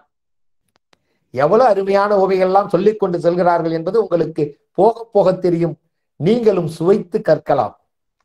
தத்துவங்கள் ஆறாரும் தம்மைத்தாம் என்றறியா. 36 தத்துவம் சொன்னமே. இந்த தத்துவங்கள் எல்லாம் எதற்கு இறைவன் படைத்தான்? உயிர்களுக்காக படைத்தான். உயிர்கள் இந்த தத்துவங்கள் இல்லாது ஏதேனும் செய்ய முடியுமா? முடியாது. அப்படி இருக்கின்ற பொழுது உயிருக்கு அடிப்படையாக இருக்கின்ற இந்த தத்துவங்கள் ஒன்றை ஒன்று தான் என்று அறிந்து கொள்ள முடியுமா? முடியாது. ஏனென்றால் அவையெல்லாம் அறிவில்லாத பொருள், சடப்பொருள். நம்முடைய உடம்பே சடம்தான். இதனை காயம் என்று சொல்வார்கள். காயமே இது பொய்யடா, வெறும் காற்றடைத்த பையடா என்றெல்லாம் தத்துவம் சொல்லுவார்கள். ஆனால் 36 தத்துவங்களால் உருவாக்கப்பட்ட இந்த அருமையான இந்த உடம்பில் இருக்கின்ற தத்துவங்கள் அல்லது இந்த உடம்பானது ஒன்றை ஒன்று அறிந்து கொள்ளுமா என்றால் அறிந்து கொள்ளாது. தத்துவங்கள் ஆறாரும் தம்மைத்தாம் என்றறியா எத்தன்மை எண்ணில் எம்பக்கேள். சடப்பொருளாகிய 36 தத்துவங்களும் ஒன்றை ஒன்று அறிந்து கொள்ளாது. எப்படி என்றால் நான் சொல்லுகின்றேன், அதனை நீ ஆழ்ந்து கேட்பாயாக. சுத்தமாம் தூய்மையாக விளங்குகின்ற 6 சுவையும் அறியாது தன்னைத்தான். 6 சுவை இருக்கிறது, உங்களுக்கு தெரியும். 6 சுவையும் தன்னைத்தான் அறிந்து கொள்ளுமா என்றால் கொள்ளாது. உங்களுக்கு தெரிந்த செய்திதான். இனிப்பு, நான் இனிப்பாக இருக்கின்றேன். புளிப்பு, நான் புளிப்பாக இருக்கின்றேன். பார்ப்பவருடைய வாயிலிருந்து நான் எச்சியை உரச் செய்வேன். சுவைகளிலேயே என்னை அடித்து கொள்ள இந்த சுவை முடியாது. பெண்களுக்கு நான் பிடித்த சுவை என்று அதற்கு தெரியுமா? தெரியாது. ஐயோ, நான் இனிப்பான சுவை இந்த ஆளால் ஏற்றுக்கொள்ள முடியவில்லை என்று சொல்லி ஒரு நீரிழிவு நோயாளியை கண்டு அதுவும் அங்காளைத்துக் கொள்ளாது. இந்த 6 சுவைகளை மிளகானது, நான் காரமாக இருக்கின்றேன். இந்த தமிழகத்திலே பல காலமாக என்னைத்தான் பயன்படுத்தினார்கள் என்று, காரத்திற்காக பயன்படுத்தினார்கள் என்று அது சொல்ல தெரியுமா? சொல்ல தெரியாது. தன்னுடைய சுவையை தெரியாது. அதுபோலதான் இந்த 36 தத்துவங்களுக்கும் தன்னைத்தான் தான் யார், தன்னுடைய செயல்பாடு என்ன என்பது தெரியவே தெரியாது. எப்படி அறுவகை சுவைகளும் தம்முடைய தன்மையை அறியாமல் இருக்கின்றனவோ அதை போலவே 36 தத்துவங்களும் தம்மைத்தாம் என்று அறியாது. ஒரு மாங்காய் நான் புளிப்புச் சுவை உடையதாக இருக்கின்றேன் என்று தெரியாது. ஒரு எலுமிச்சை தான் அருமையான புளிப்புச் சுவையாக இருக்கின்றேன் என்று தெரியாது. ஒரு நல்ல வாழை நான் இனிப்பாக இருக்கின்றேன் என்று தெரியாது. எனவே இந்த சுவைகள் எல்லாம் அந்த சுவைகளால் அறிந்து கொள்ள முடியாது. அவற்றைப் போலத்தான் தத்துவங்களும் தம்மைத்தாம் என்று அறியார். தான் இந்த தன்மை உடையும் என்று அறிய மாட்டா. தத்துவங்கள் ஆறாரும் தம்மைத்தாம் என்றறியா எத்தன்மை எண்ணில் எம்பக்கேள் சுத்தமாம் 6 சுவையும் அறியாது தன்னைத்தான் கூறில் இவை இளவோல் கொல். எனவே இவற்றைப் போல நீங்கள் கொள்ள வேண்டும், மனத்திலே நீங்கள் அறிந்து கொள்ள வேண்டும் என்று கூறுகின்றார். தத்துவங்கள் தம்மை அறியாது எவற்றைப் போல 6 சுவையும் தம்மை அறியாது போல. அப்படி என்றால் இந்த சுவைகளை யார் அறிவார்? அந்த உயிர் என்பதை காட்டுவதற்கு அழகாக அடுத்த படிநிலைக்கு செல்லுகின்றார்.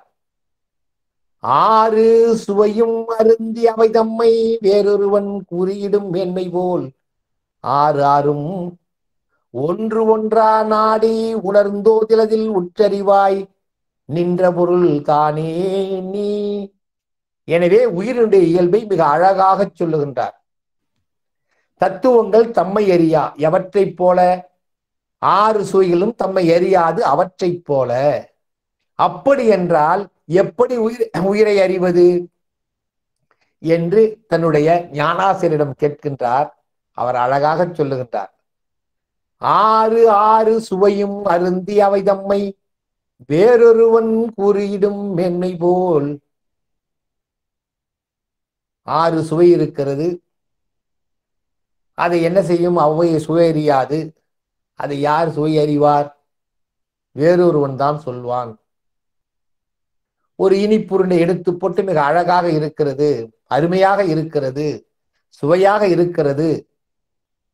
அப்படியே சப்பு கொட்டி நான் கண்களை மூடிக்கொண்டு அதனை நான் சாப்பிட்டேன். அடடா, நல்ல ஊறுகாய். அதை பார்த்தாலே நாக்கில் எச்சில் ஊறுகிறது. அதை சாப்பிட்டால் அப்படியே ஜீரண சக்தியை அதிகமாக்கிவிடும் என்றெல்லாம் அதனுடைய புளிப்புத்தன்மை வைத்து யார் சொல்லுகிறார்? அதை அருந்தியவன் சொல்லுகின்றான். எனவே எதற்கு அந்த ஆற்றல் இல்லை? அந்தந்த சுவைக்கு அதனை அறிகின்ற ஆற்றல் இல்லை. ஆனால் யார் கூறுகின்றார்? வேறொருவன் கூறுகின்றான். எனவே 6 சுவையையும் வேறொருவன் சுவைத்து பார்த்து இது இன்ன சுவை, இது இன்ன மனம், இந்த இப்படியெல்லாம் சொல்லுகின்றார்களே, இது வேறொருவரால் முடிகிறது. யார் வேறொருவரால் முடிகிறது? ஒரு உயிர் பொருளால் முடிகிறது. நம்ம பார்க்கல, நம்ம உயிர் பொருளால் தான் சொல்ல வேண்டும், மனிதன் என்று கூட சொல்ல முடியாது. ஏனென்றால் ஒரு விஷம் நஞ்சு அருந்திய ஒரு உணவை வைத்தால் குரங்கு தின்னாது. அதனுடைய வாடையை கண்டே அப்படியே ஒதுங்கி சென்று விடும். இது ஏற்புடையது, ஏற்பில்லாதது, இது அதிலிருந்து வருகின்ற மனத்தை வைத்துக் கொண்டே அது அழகாக என்ன செய்யும்? இது ஏற்புடையது, ஏற்புடையது இல்லை என்று அதுவாக ஒதுங்கிவிடும். அதுபோல நல்ல கனிந்து நாளை பழுக்கப் போகிறது என்றால் இன்று அணில் குறித்து அதனை அறிந்து விடுகிறது. எனவே ஒரு உயிர் இல்லாத பொருளை பற்றி ஒரு உயிர் பொருள் தான் சொல்ல முடியும், அல்லது உயிர் பொருள் தான் காட்ட முடியும். ஆறு சுவையும் அருந்தி அவைதன்மை வேறொருவன் கூறியிடும் மேன்மை போல். ஆறு சுவைகளையும் சுவைத்து பார்த்து அவனுடைய இயல்பை உயிர் பொருளாகிய ஒருவன் கூறுகின்ற அல்லது ஒரு மனிதன் கூறுகின்ற தன்மையைப் போல, மேன்மையைப் போல, மேலான தன்மையைப் போல ஆறும் ஒன்று ஒன்றா நாடி உணர்ந்து ஓதில் அதில் உற்றறிவாய் நின்ற பொருள்தானே நீ. எப்படி சொல்கிறார் பாருங்கள், மிக அருமையாக சொல்கிறார். இந்த ஐம்பெரும் பூதங்கள் நான் இல்லை, மெய்வாய்க்கண் மூக்கு செவி என்கின்ற 5 புலன்கள் இல்லை, கண்மேந்திரியங்கள் என்கின்ற எருவாய் கருவாய் போன்ற உறுப்புகள் இல்லை நான், ஞானேந்திரியங்கள் என்கின்ற மெய்வாய்க்கண் மூக்கு செவி இல்லை நான், மனம் புத்தி சித்தம் அகங்காரம் என்கின்ற தத்துவம் இல்லை நான். எனவே இந்த 24 ஆன்ம தத்துவம் என்று சொன்னாலும் கூட அந்த ஆன்ம தத்துவம் நான் இல்லை. என் அறிவு புலப்பாட்டுக்கும் செயல் புலப்பாட்டுக்கும் அல்லது செயல்படுவதற்கும் காரணமாக இருக்கின்ற வித்யா தத்துவங்கள் நான் என்றால் இல்லை. அறிவாகவும் செயலாகவும் ஒத்தும் முழு அறிவாகவும் முழு ஆற்றலாகவும் இருக்கின்ற அந்த சிவதத்துவங்கள் நான் என்றால் இல்லை என்று ஒன்று ஒன்றாக இல்லை இல்லை இல்லை இல்லை என்று சொல்லி ஒரு விடை காண்கிறதே, அதுதான் நீ என்று கூற வருகின்றார். ஈலது உளது என்றலின் ஐம்புலன் நடுக்க மறிதலின் கண்படில் உண்டிவினை இன்மையின் உணர்த்த உணர்தலின் மாயா இயந்திர தனுவினுள் ஆன்மா. மிக அழகாக சொல்லுகின்றார். பதி உண்மைக்கு பிரமாணம், பாச உண்மைக்கு பிரமாணம், பசு உண்மைக்கு பிரமாணம் என்கின்ற 3ஐ காட்டுவார் நம்முடைய மெய்கண்டார். அழகாக சொல்வார். உளது இலது என்றலின் ஐம்புலன் ஒடுக்க மறிதலின் கண்படில் உண்டிவினை இன்மையின் உணர்த்த உணர்தலின் மாயா எந்திர தனுவினுள் ஆன்மா உளது. மிக அழகாக சொல்லுவார். இவையெல்லாம் இல்லை இல்லை இல்லை என்று கழித்துக் கொண்டு வருகின்ற பொழுது அந்த கழிக்கின்ற அறிவு இருக்கிறதே, அதுதான் நீ. அவனில்லை அவனில்லை அவனில்லை அவனில்லை என்று சொல்லுகின்ற பொழுது கடைசியில் யார் என்றால் நீ என்று அழகாக சொல்லுகின்றார். எனவே மிக சிறப்பாக உயிரை காட்ட வருகின்ற நம்முடைய மெய்கண்டார் மிக அருமையாக ஒரு உத்திமுறையை காட்டி என்ன சொல்லுகின்றாய்? ஒன்று ஒன்றா நாடி உணர்ந்து ஓதில் அதில் உற்றறிவாய் நின்ற பொருள்தானே நீ. ஒருவன் கையை வெட்டிவிட்டால் துடிக்கின்றாய், ஒரு அழகான பெண்ணை திருமணம் செய்து கொண்டால் மகிழ்கின்றாய், ஒரு புளிப்பான பொருளை கொண்டால் அல்லது உவர்ப்பான பொருளை உறுப்பை வாழையை போட்டு என்றால் உன்னுடைய உடம்பே ஆடுகிறது. இவற்றையெல்லாம் செய்கின்ற உனக்கு இந்த உடம்பிற்கு வேறாக ஒரு பொருள் இருக்கிறது. இவையெல்லாம் நான் இல்லை நான் இல்லை நான் இல்லை என்று நீ சொல்லுகின்ற பொழுது ஒன்று இருக்கிறதே, அதுதான் நீ. மிக சிறப்பாக எடுத்துரைக்கின்றார். ஒன்று ஒன்றா நாடி, ஒன்று ஒன்றாக நாடி என்றால் ஆராய்ந்து பார்த்து, இது நான் இல்லை இது நான் இல்லை, இந்த தத்துவங்கள் நான் இல்லை, மெய்வாய் மூக்கு செவி என்கின்ற உறுப்புகள் இல்லை என்றெல்லாம் சொல்லி ஒன்று ஒன்றாக சொல்லி அதற்கு அப்பாற்பட்டு ஒன்றாக அறிவுப்பொருளாக இருக்கின்ற அதுதான் நீ. ஒன்றொன்றா உணர்ந்து நாடி உணர்ந்தோதில் அதில் உற்றறிவாய் நின்ற பொருள்தான் நீ, நிற்கின்ற பொருளாக விளங்குபவன் நீ என்று குறிப்பிடுகின்றார். எனவே எல்லாவற்றையும் நீக்கிவிட்டால் ஒன்றாக இருக்கின்ற உயிர்தான் உயிர் என்று மிக அருமையாக அழகாக அடையாளப்படுத்துகின்றார் நம்முடைய மெய்கண்டார். உடனே இவர் சொல்லுகின்றார், குன்றா அறிவால் கூறினீர் என் வடிவு, குன்றா அருளாலே கூறினீர் என் வடிவு. என்னுடைய வடிவத்தை எப்படி கூறினீர் நீங்கள்? ஒன்று ஒன்றாக கழித்து பார். எல்லாம் இல்லை என்று சொன்ன பிறகு ஒன்று இருக்கிறதே, அதுதான் நீ என்று சொன்னீர்களே, மிக சிறப்பானது. குன்றா அருளாலே கூறினீர். எனவே இதை அருள்வதற்கு அருள் இருந்தால்தான் சொல்ல முடியும். ஒரு ஆசிரியரிடம் அருள் இருந்தால்தான் பாடம் நடத்துவார். ஏன் இலக்கணத்தை சொல்கின்றேன் என்று நினைக்காதீர்கள். சிவஞான முனிவர் சிறப்பாக மாபாடியம் பாடியம் என்பதை ஏற்றுவதற்கு காரணம் அவருக்கு இருந்த அருமையான இலக்கண புலமைதான். அவருடைய இலக்கண புலமைக்கு இணையான புலமையை நீங்கள் பார்க்க முடியாது. அதனால்தான் அவர் மாபாடியம் பாடியம் எழுதி சிவஞான சித்தியாருக்கு உரை எழுதி மிகச் சிறந்த நிலைக்கு வந்து விட்டார் என்றால் அவருக்கு இலக்கண புலமை. இந்த சைவ சித்தாந்தம் படிப்பவர்களுக்கு ஒரு அச்சமெல்லாம் வர வேண்டாம், காலப்போக்கிலே தானாக வந்துவிடும். ஆனால் இந்த பாடத்தை நடத்துகின்ற பொழுது இதனுடைய பாவினுடைய அமைப்பு, எதுகை மோனை இவற்றையெல்லாம் சொல்லி நடத்தினால் உங்களுக்கு சிறப்பாக இருக்கும். நீங்கள் எதை மனனம் செய்கின்றீர்களோ இல்லையோ, 2 நூல்களை நீங்கள் மனனம் செய்து வைத்துக் கொள்ள வேண்டும். ஒன்று உண்மை விளக்கம், மற்றொன்று திருவருட்பயன். 3வதாக சிவப்பிரகாசம் என்கின்ற நூலையும் நீங்கள் மனனம் செய்து விட்டால் நீங்கள் சிவஞான சைவ சித்தாந்தத்திலே நீங்கள் கரை கண்டவர்கள். எனவே இந்த 3 நூல்கள் மிக முக்கியமான நூல்கள், அடிப்படையான நூல்கள், தேவையான நூல்கள். குன்றாருளாலே கூறினீர் என் வடிவு. இல்லை இல்லை என்று சொல்லி இருப்பதாக இருக்கின்ற ஒன்றுதான் உயிர் என்று நீங்கள் சொன்னீர்கள். என்னுடைய வடிவத்தை சொன்னீர்கள். பொன்றாத நும் உருவம் போதியீர். அந்த பொன்றாத என்னுடைய உருவத்தை நீங்கள் போதிக்க வேண்டும். பொன்றாத உங்களுடைய உருவத்தை நீங்கள் போதிக்க வேண்டும் என்று சொல்லுகின்றார். மிக அருமையான நிலை. இறைவன் எப்படிப்பட்டவன் என்று சொல்ல வருகின்றார்.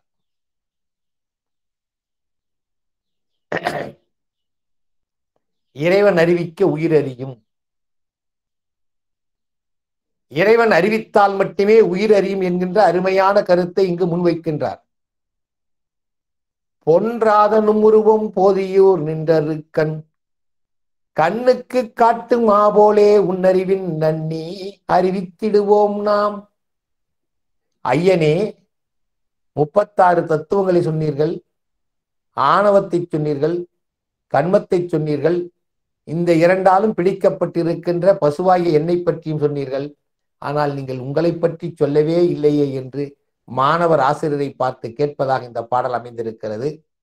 அதற்கு ஆசிரியர், நான் யார்? இறைவனாகவே அவர் இருக்கின்றார். அவர் மானுட வடிவம் தாங்கி இருக்கின்ற இறைவன் தானே குரு என்பவர்.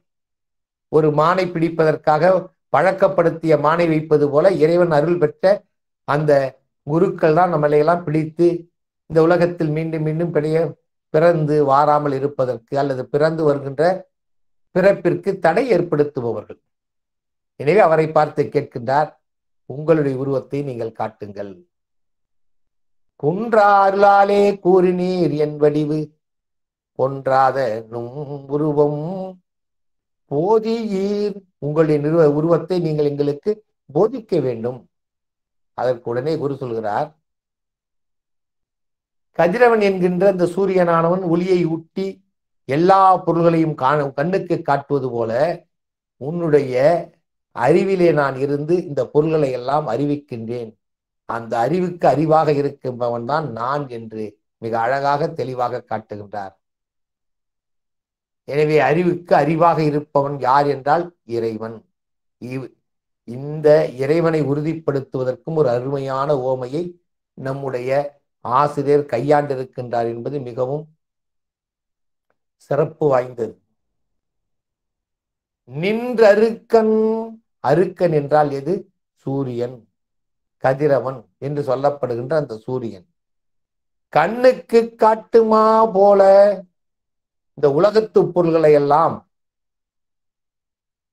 சூரியனானவன் தன்னுடைய ஒளிக்கற்றைகளால் காணும்படி செய்வதை போல உன்னறிவில் நன்னி அறிவித்திடுவோம் நான். நன்னி என்றால் பொருந்தி.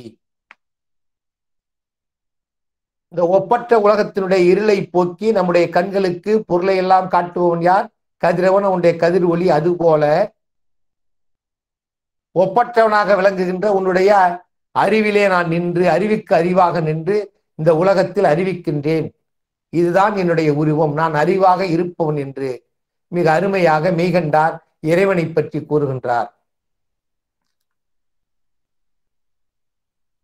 எனவே மிக சிறப்பாக இறைவன் எப்படி செயல்படுகின்றான் என்பதை காட்டுகின்றார்.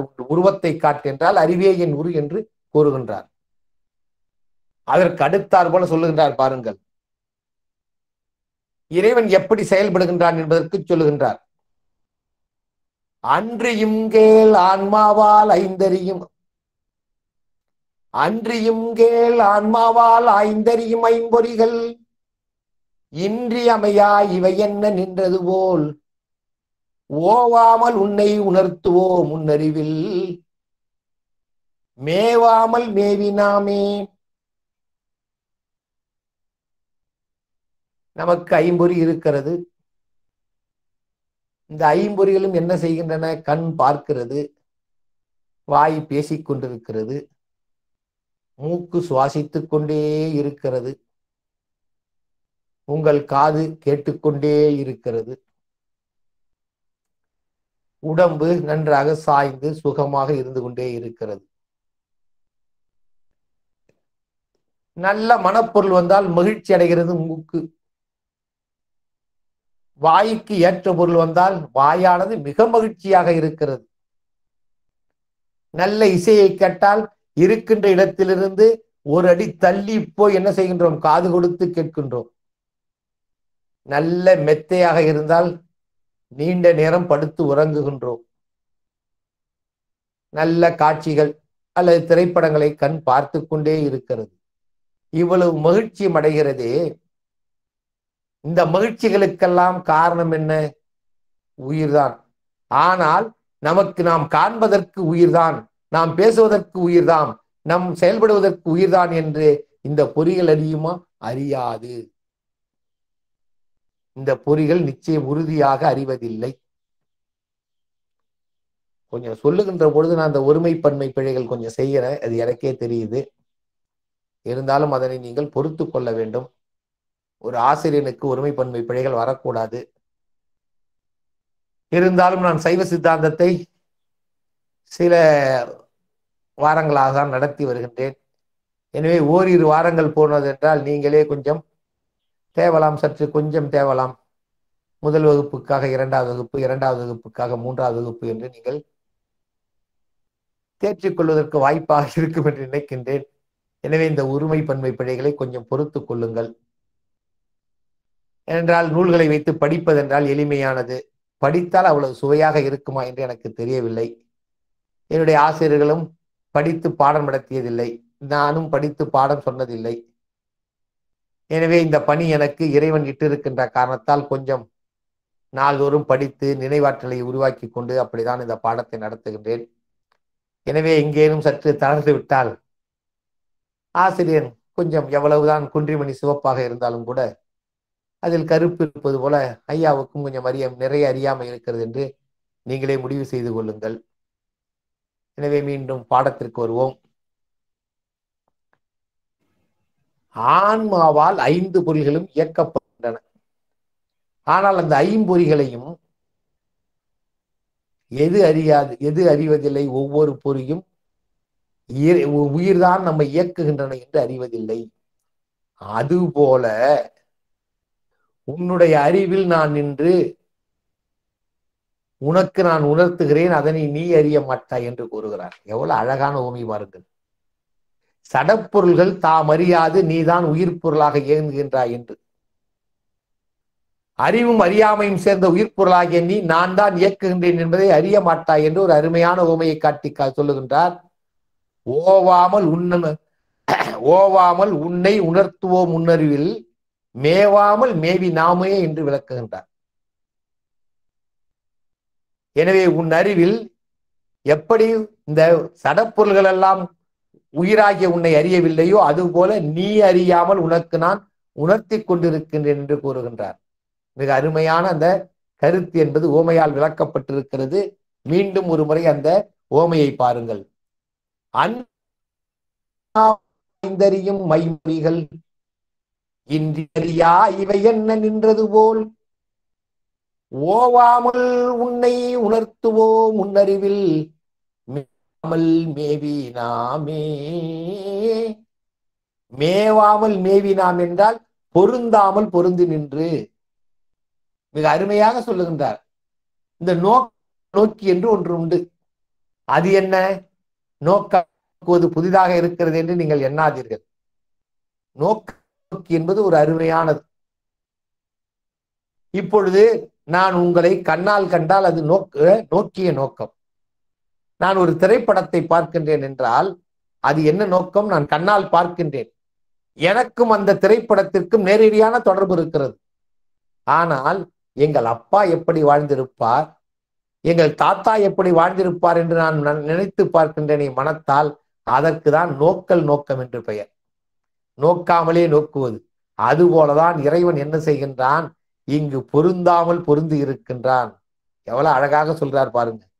மேவாமல் மேவி நாமே. இலக்கணத்திலே இரண்டன்பரிங்கில் நோக்கம் அவ்விரண்டன்பரிங்கின் ஏதுமாகும் என்று ஒரு அருமையான ஒரு தொல்காப்பிய நூற்பா இருக்கிறது. அது கண்ணால் பார்த்தல், மனத்தால் பார்த்தல். எப்படி நாம் மனத்தால் பார்க்கின்றோமோ அதுபோல இறைவன் பொருந்தாமலே பொருந்தி நிற்கின்றான் என்கின்ற ஒரு குறிப்பை காட்டுகின்றார். மிக அருமையான செய்தி. இறைவன் பொருந்தாமலும் பொருந்தியும் நம்முடைய அறிவிலே இடம்பெற்றிருக்கின்றான். மேவாமல் மேவி, பொருந்தாமல் பொருந்தி இருப்பதாக மெய்கண்டார் மிக அருமையாக காட்டுகின்றார். அவர் எப்படி செயல்படுகின்றார் என்பதை மிக விரிவாக வருகின்ற வெண்பாக்களில் கூறுகின்றார். அக்கரங்கற்கெல்லாம் அகர உயிர் நின்றார் போல் மிக்க உயிர்க்குயிராய் மேவினோம் எக்கண்ணும் நில்லா உயிர்கட்கு நில்லாது அறிவென்று நல்லாகமும் ஓதும் நாடு. அக்கரங்கற்கெல்லாம் அகர உயிர் நின்றால் போல் நான் எப்படி இயக்குகின்றேன்? அருமையான ஓமை. அகரம் என்கின்ற முதல் எழுத்து இருக்கிறதே, அது எல்லா உயிரெழுத்துகளையும் இயக்குகிறது. இந்த அ என்கின்ற வாயை திறக்கவில்லை என்றால் பேச முடியுமா? அ ஆ இ உ ஏ ஏ ஐ ஓ ஓ ஔ. இந்த அங்காத்தலால் பிறப்பது, வாயை திறந்தால் பிறப்பது அகரம். இது நாத மாத்திரையா எல்லா உயிர்களோடும் இணைந்திருக்கிறது. உயிர் எழுத்துக்கள் என்று நினைத்து விடாதீர்கள், மெய்யெழுத்துக்களோடும் ஊடாடி நிற்கிறது என்று முன்னோர்கள் சொல்கிறார்கள். அக்கரங்கற்கெல்லாம் அகர உயிர் நின்றார் போல் பிற எழுத்துக்களுக்கெல்லாம் அகரம் உயிராகி நின்று அவற்றை இயக்குவது போல உன்னை நான் இயக்குகின்றேன். இந்த ஓமை அருமையான ஓமை. அக்கரங்கற்கெல்லாம் அகர உயிர் நின்றார் போல். உலக பொதுமறையாக விளங்குகின்ற நம்முடைய திருக்குறள் தெரியும் உங்களுக்கு. அகர முதல எழுத்தெல்லாம் ஆதி பகவன் முதற்றே உலகு. எழுத்துக்களுக்கெல்லாம் அகர முதலாக விளங்குகிறது. அதுபோல இந்த உலகத்திற்கு இறைவன் முதலாக விளங்குகிறான். பரிமேழகர் மிக அருமையாக சொல்லுகின்றார். தலைமை பற்றி வந்த எடுத்துக்காட்டுவோம் என்று மிக சிறப்பான இடம். ஒரு தலைமை பொருளுக்கு ஒரு தலைமை பொருளை எவ்வளவு அழகாக காட்டுகின்றார் பாருங்கள். அகர முதல எழுத்தெல்லாம் பிற எழுத்துக்களுக்கெல்லாம் அகரம் முதலாக நிற்கிறது. நாத மாத்திரே நாத மாத்திரை என்றால் ஒளி வடிவாக, ஒளி அளவிலே எல்லா எழுத்துக்களோடும் இரண்டர கலந்து அவற்றை இயக்குகின்ற தன்மை பெற்றது எது? அதுதான் அகரம். திருவள்ளுவர் இப்படி சொல்லியிருக்கின்றார். நீங்கள் திருவருட்பயன் படித்திருப்பீர்கள், முதல் நூற்பா. அகர உயிர் போல் அறிவாகி எங்கும் நிகரில் இறை நிற்கும் நிறைந்து. அகர உயிர் போல் அறிவாகி எங்கும் நிகரில் இறை நிற்கும் நிறைந்து.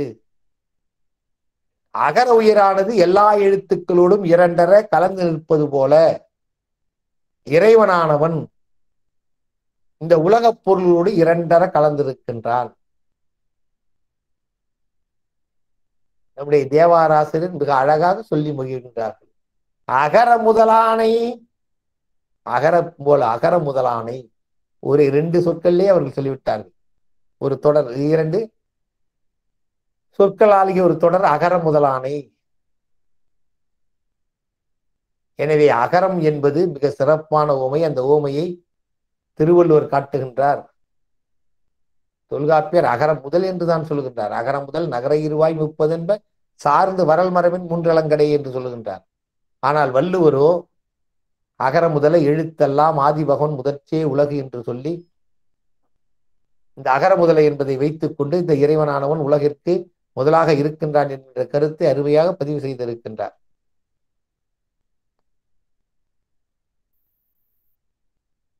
நம்முடைய சைவ சமயம் நமக்கு இணையான சமயம் என்று உங்களுக்கு தெரியும், வைணவ சமயம். அந்த வைணவத்திலே பேசப்படுவன் கண்ணபெருமான். அந்த கண்ணபெருமான் கீதாபதேசம் என்கின்ற ஒரு நூல். அந்த நூலிலே அவர் சொல்லுகின்றார், எழுத்துக்களில் அகரமாக நிற்கின்றேன் நான் என்று. எவ்வளவு அழகாக இருக்கிறது பாருங்கள். எழுத்துக்களிலே அகரமாக இருக்கின்றேன் என்று குறிப்பிடுகின்றார். எனவே இவர் கூறிய அந்த ஓமையானது தமிழ் இலக்கியங்களில் பரவலாக காணப்படுகின்ற ஒரு ஓமை. அக்கரங்கட்கெல்லாம் அகர உயிர் நின்றார்போல் மிக்க உயிர்க்குயிராய் மேவினோம். எப்படி அகரமானது எழுத்துக்களுக்கெல்லாம் ஒரு உயிராக இருந்து இயக்குகிறதோ அதுபோல உயிரை இயக்குகின்ற உயிராக இருப்பவன் நான். எக்கண்ணும் நில்லா உயிர்கிடத்து நில்லாது அறிவென்று நல்லாகமும் ஓதும் நாடு. அகரம் எப்படி எல்லா உயிர்களிடத்தும் அல்லது எல்லா எழுத்துக்களோடும் கலந்து நிற்கிறதோ அதுபோல கலந்து நிற்கின்ற இறைவன் கலந்து நிற்கின்ற நிலை ஒன்றாய் நிற்றல். தெரியும் உங்களுக்கு, கலந்தே நிற்கின்றான். அகரம் பிற எழுத்துக்கெல்லாம் எவ்வாறு கலந்து நிற்கிறதோ அதுபோல எல்லா உலகத்தில் உள்ள உயிர்களோடு கலந்து நிற்கின்ற நிலை இருக்கிறதே, அதற்கு பெயர் அருமையாக ஒன்றாதல். எவ்வளவுதான் ஒன்றாக இருந்தாலும் ஒரு பழமொழி சொல்லுவாங்க, தாயும் பெண்ணும் பெண்ணானாலும் வாயும் வயிறும் வேறுதான் என்று. எவ்வளவுதான் உலகத்தோடு இறைவன் இரண்டர கலந்து நின்றாலும் கூட அவன் தனித்தன்மையை காட்டுவதற்காக வேறாகி நிற்பவன். எனவே அவன் ஒன்றாய் நிற்பான், வேறாய் நிற்பான்.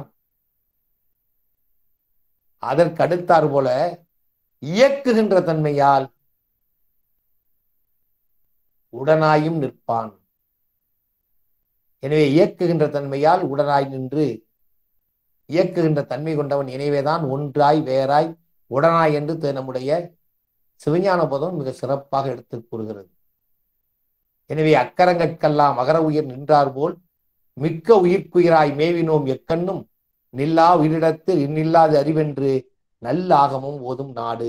முன்பு எதை சொன்னார்? வேதத்தை சொன்னார். இப்பொழுது எதை சொல்கிறார் என்று உங்களுக்கு தெரியும், ஆகமத்தை சொல்லுகிறார். எனவே இந்த ஓமையானது, இவர் சொல்லுகின்ற ஓமையானது மிகச் சிறப்பு வாய்ந்தது என்பது உங்களுக்கே நன்றாக தெரிந்திருக்கும்.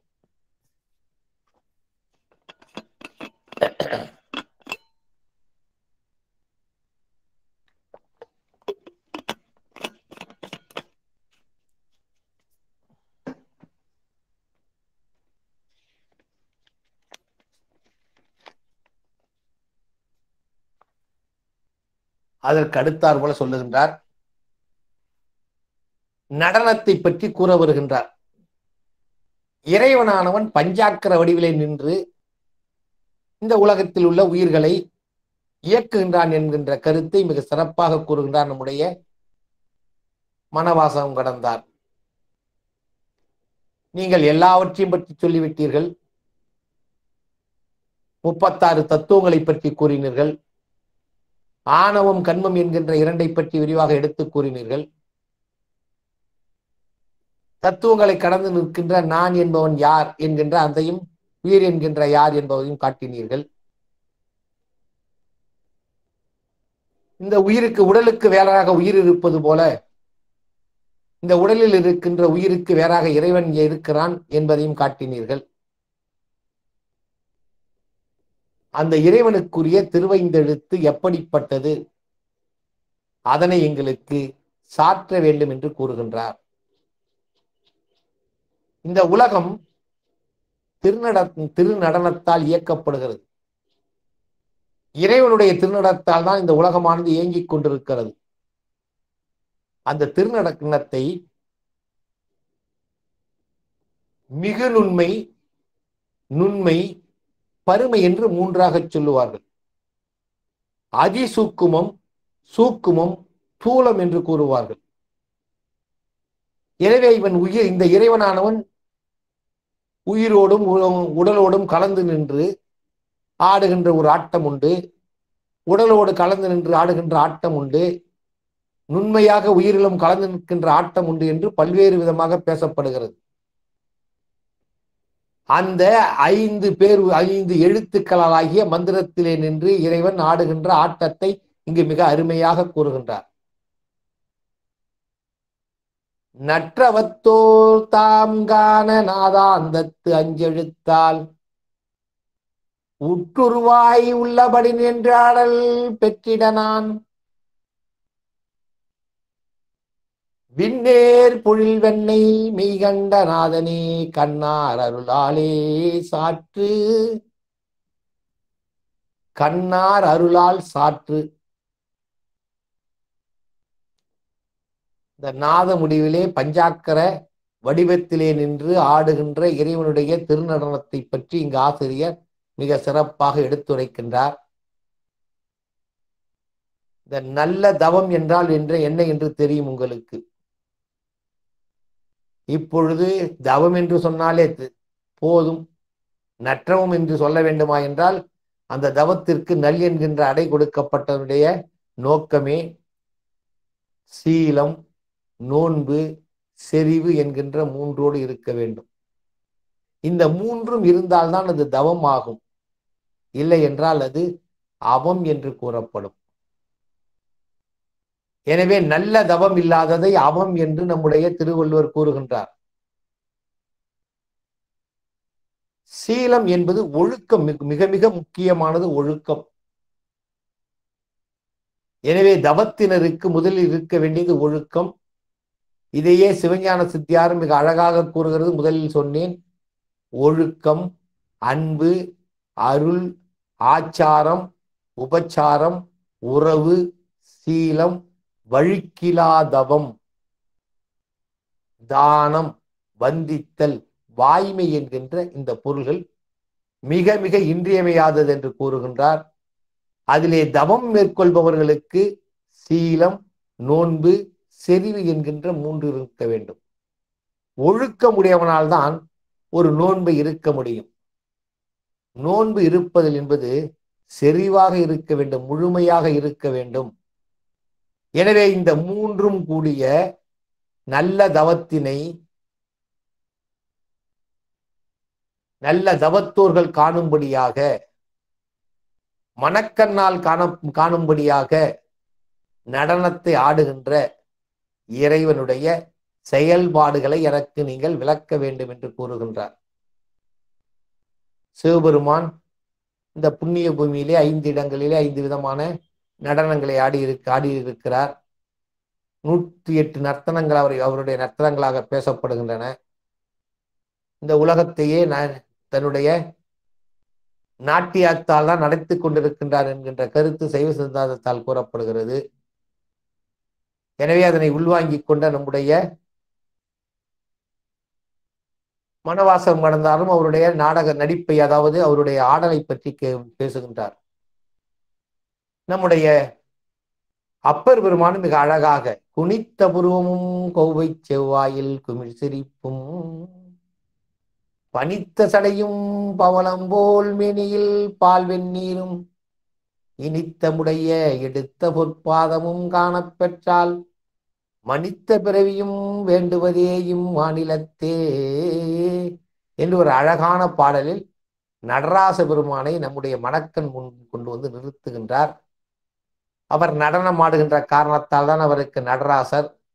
அவர் தனக்காக நடனம் ஆடவில்லை, இந்த உலகிற்காக ஒப்பற்ற 5 தொழிலை செய்வதற்காக தன்னுடைய நாடகத்தை ஆடுகின்றார் என்கின்ற கருத்தெல்லாம் உங்களுக்கு நன்றாக தெரியும்.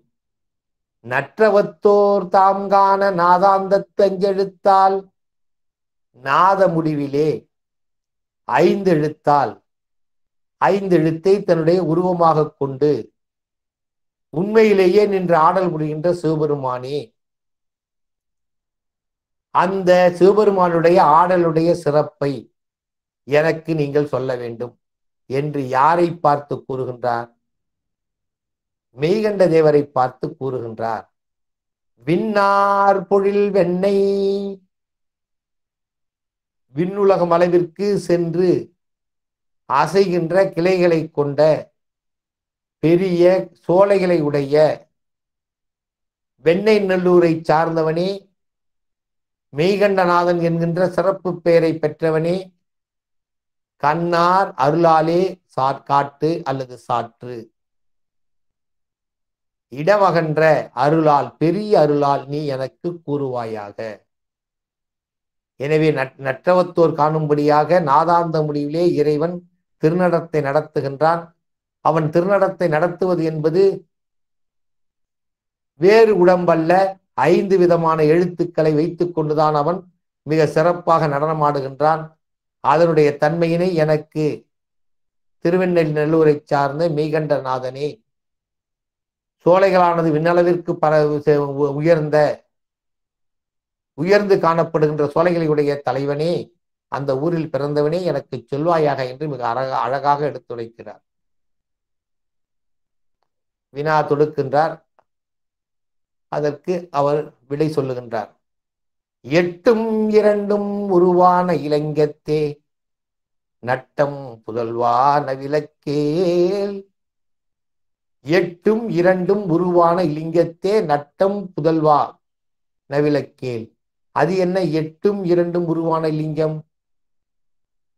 இறைவனுடைய உருவம் இலிங்க உருவம். அதனை 8ம் 2ம் கூட்டினால் 10. 10ஐ முன்னோர்கள் எப்படி எழுதுவார்கள்? யகரம் போல எழுதுவார்கள். அந்த ஏ போல எழுதி அந்த முன் எழுத்து இருக்கிறார்கள். ஏ என்பதிலே முன்பகுதி, அதனை சற்று சுழித்து விடுவார்கள். இது போல இருப்பதுதான் இறைவனுடைய உருவம் அல்லது இலிங்கத்தினுடைய உருவம். 8ம் 2ம் உருவான இலிங்கம். 8ம் 2ம் 10. பண்டை தமிழ் வடிவம் யகரம் போல வரும். அந்த மாதிரியான உருவத்தை கொண்டு நட்டம் பயில்கின்ற நட்டம் புதல்வா நவிலக்கேல், இறைவன் நடனமாடுவதை என்னுடைய மாணவனே. இங்கு புதல்வன் என்பதற்கு நீங்கள் மகன் என்று கொள்ளலாம். ஏனென்றால் ஆசிரியர்களாம் யார்? ஞான குருவாக விளங்குபவர்கள், ஞான தந்தையாக விளங்குபவர்கள். எனவே ஞான தந்தையிடம் கற்கின்ற சிஷ்யன் எப்படி இருப்பான்? அவன் மகனாகத்தான் இருப்பான். எனவே அந்த முறையிலே விழித்து கூறுகின்றார். நட்டம் புதல்வா நவிலக்கேல் சிட்டன், சிவபெருமானுக்குரிய ஒரு பெயர். இந்த சிட்டன் என்பதற்கு பொருள் மேலானவன். இந்த மேலானவனாக விளங்குகின்ற சிவபெருமான் சிவாய நம என்னும் திருவைந்தெழுத்தாலே அபாயமர நின்று ஆடுவான். மிக அழகாக சொல்லுகின்றார். 8ம் 2ம் உருவான இலிங்க வடிவம். 8ம் 2ம் அரியணை பட்டி மண்டபம் ஏற்றினை என்பார் நம்முடைய அருளாளர் மாணிக்க வாசகர். 8ம் 2ம் அரியணை, 8ம் 2ம் கூட்டினால் 10. இந்த 10 கூட தெரியாத என்னை மிகப்பெரிய சொற்போர் புரிகின்ற அந்த பட்டி மண்டபத்திலே அறிவாளிகள் கூடி இயங்குகின்ற, அறிவாளிகள் ஒருவருக்கொருவர் வாதம் செய்கின்ற, ஆழ்ந்த நுண்ணறிவு படைத்தவர்கள் வாதம் செய்கின்ற மிகச்சிறந்த பட்டி மண்டபத்திலே என்னை ஏற்றி வைத்து விட்டார் என்று அதே தொடரை தான் இங்கு எடுத்தாளுகின்றார். 8ம் 2ம் உருவான இலிங்கம். 8ம் 2ம் உருவான அந்த என்கின்ற ஒரு குறியிலே நின்று நட்டத்தை ஆடுகின்றான் இறைவன். எனவே என்னுடைய மாணவனே, அதனை கேட்பாயாக. சிட்டன் மேலான பரம்பொருளாகிய சிவபெருமான் சிவாய நம என்னும் திருவைந்தெழுத்தாலே, சிவாய நம, சிவாய நம என்கின்ற அந்த திருவழுக்கத்துக்கள் 5ஆலே அபாயமர நின்று ஆடுவான் கான். அபாயம் என்பது அபாயமர, நமக்கு எந்த விதமான இடையூறும் இல்லாமல் அவன் 5 தொழில்களை செய்து வருகின்றான் என்பதை நீ அறிவாயாக என்று மிக சிறப்பாக எடுத்து கூறுகின்றார். எனவே 8ம் 2ம் உருவான லிங்கத்தே நட்டம் புதல்வா நவிலக்கேல் சிட்டன் சிவாய நமவென்று திருவந்த எழுத்தாலே அவாயமர நின்றாடுவான் கான் என்று மிக அற்புதமாக சிவபெருமானுடைய திருக்கூத்தை தொடங்கி வைக்கின்றார். எனவே கிட்டத்தட்ட ஒரு 1.5 மணி நேரம் நாம் பேசியிருக்கின்றோம். 1.5 மணி நேரத்துக்கு மேலாக. மேற்கொண்டு உங்களுக்குரிய ஐயங்களை நீங்கள் தொடராக கேட்டால் உங்களுக்கு விளக்குவதற்கு நான் தயாராக இருக்கின்றேன். இல்லை மேலும் 2 பாடல்கள் தேடுங்கள் என்றாலும் அதற்கும் தயாராக இருக்கின்றேன். எனவே நம்முடைய நெறியாளர் ஐயா அவர்கள் பேராசிரியர் பெருமகனார் என்ன நினைத்திருக்கிறார் என்பதை இங்கு சொன்னால் போதுமானது. மகிழ்ச்சிங்க ஐயா, ரொம்ப நன்றிங்க ஐயா. இப்பொழுது கலந்துரையாடலை வச்சுக்கலாங்க ஐயா. நன்றி. நன்றிங்க. நன்றிங்க. ஏன்னா ரொம்ப 11 பாடல்கள் வந்துட்டாங்க. ஆமா, 10 பாட்டே போதும்னு நினைச்சேன். நீங்க வந்துட்டீங்க. நன்றி. நன்றிங்க ஐயா. ஐயா நாகராஜன் சென்னையில இருந்துங்கய்யா. பேசுங்க நாகராஜன். வணக்கம் நாகராஜன். வணக்கம் ஐயா. ஐயா நற்றவத்துக்கு 3 சொன்னீங்கய்யா. சீலம், நோன்பு, இன்னொன்னு என்னங்கய்யா? செறிவு ராஜா. செறிவு. சரிங்க. இந்த விட்டு விடாமல் இருக்கிறதா ராஜா. நீ எங்க பார்த்தாலும் இருப்ப போல இருக்கு நாகராஜன். ஐயா இருக்கேங்கய்யா. நீக்கமர இறைவன் போல நீக்கமர நிறைந்திருக்க. இல்லைங்கய்யா, நீக்கமரெல்லாம் இல்லைங்கய்யா. ஏதோ கொஞ்சங்கய்யா. இத வாய்ப்பு கிடைக்கும் போது பயன்படுத்திக்கிறேன். ரொம்ப நன்றி, மகிழ்ச்சி ராஜா. நன்றிங்கய்யா.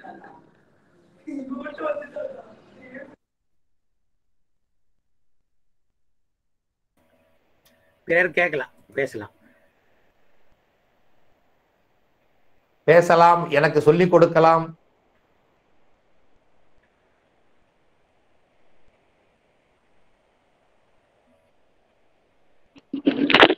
ஐயா வணக்கம். ஐயா வணக்கம் ஐயா. சொல்லுங்க ஐயா. இந்த 36 தத்துவமும் தம்மை தாம் அறியான்னு வந்ததுங்களா ஐயா? ஆமாங்கப்பா ஐயா. அது அப்போ அதுல சிவ தத்துவம் ஐந்தும் கூட அங்கயா தம்மை தாம் அறியாது? தம்மை தாம் அறியாது. அதுவும் ஜடப்பொருள் தான் ராஜா. இறைவனால் உருவாக்கப்படுகின்ற பொருள், உயிருக்காக சேர்க்கப்படுகின்ற பொருள் ஜடப்பொருள். அதை பார்த்தீங்கன்னாலே தெரியும் உங்களுக்கு. அறிவு கூட இருப்பது, செயல் கூடி இருப்பது. எனவே செயலுக்கும் அறிவுக்காகவும் தான் வைத்திருக்கிறார்கள். அது நம்முடைய செயல்பாடும் அறிவும் ஒன்றை ஒன்று விஞ்சி விஞ்சி வர வேண்டும். அப்படி வந்ததுனால்தான் நம்ம மேல்நிலையை அடையலாம். வெறும் செயல் இருந்தாலும் எந்த விதமான பயனும் இருக்காது. வெறும் அறிவு இருந்தாலும் எந்த விதமான பயன்பாடும் இருக்காது. எனவேதான் செயலுக்காகவும் அறிவுக்காகவும் அந்த 5 தத்துவங்களும் இறைவனால் படைக்கப்பட்டிருக்கின்றன. அந்த 5மே நமக்காகத்தான் உருவாக்கப்பட்டன. உயிர்கள் ஈடேற வேண்டும் என்பதற்காக உருவாக்கப்பட்டன எவை. எனவே அவையும் தம்மைத்தாம் அறியாது.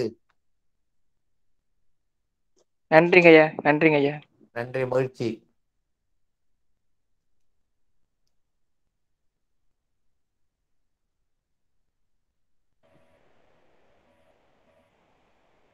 வேறு கேள்விகள் இல்லைன்னா நிறைவு செஞ்சுக்கலாம். வணக்கம் ஐயா. வணக்கம். வணக்கம் ஐயா. உள்ளம் மனம் ரெண்டும் வேறுபாடு சொன்னீங்கல்ல ஐயா, அது கொஞ்சம். ஆமாங்க. இப்ப பாத்தீங்கன்னா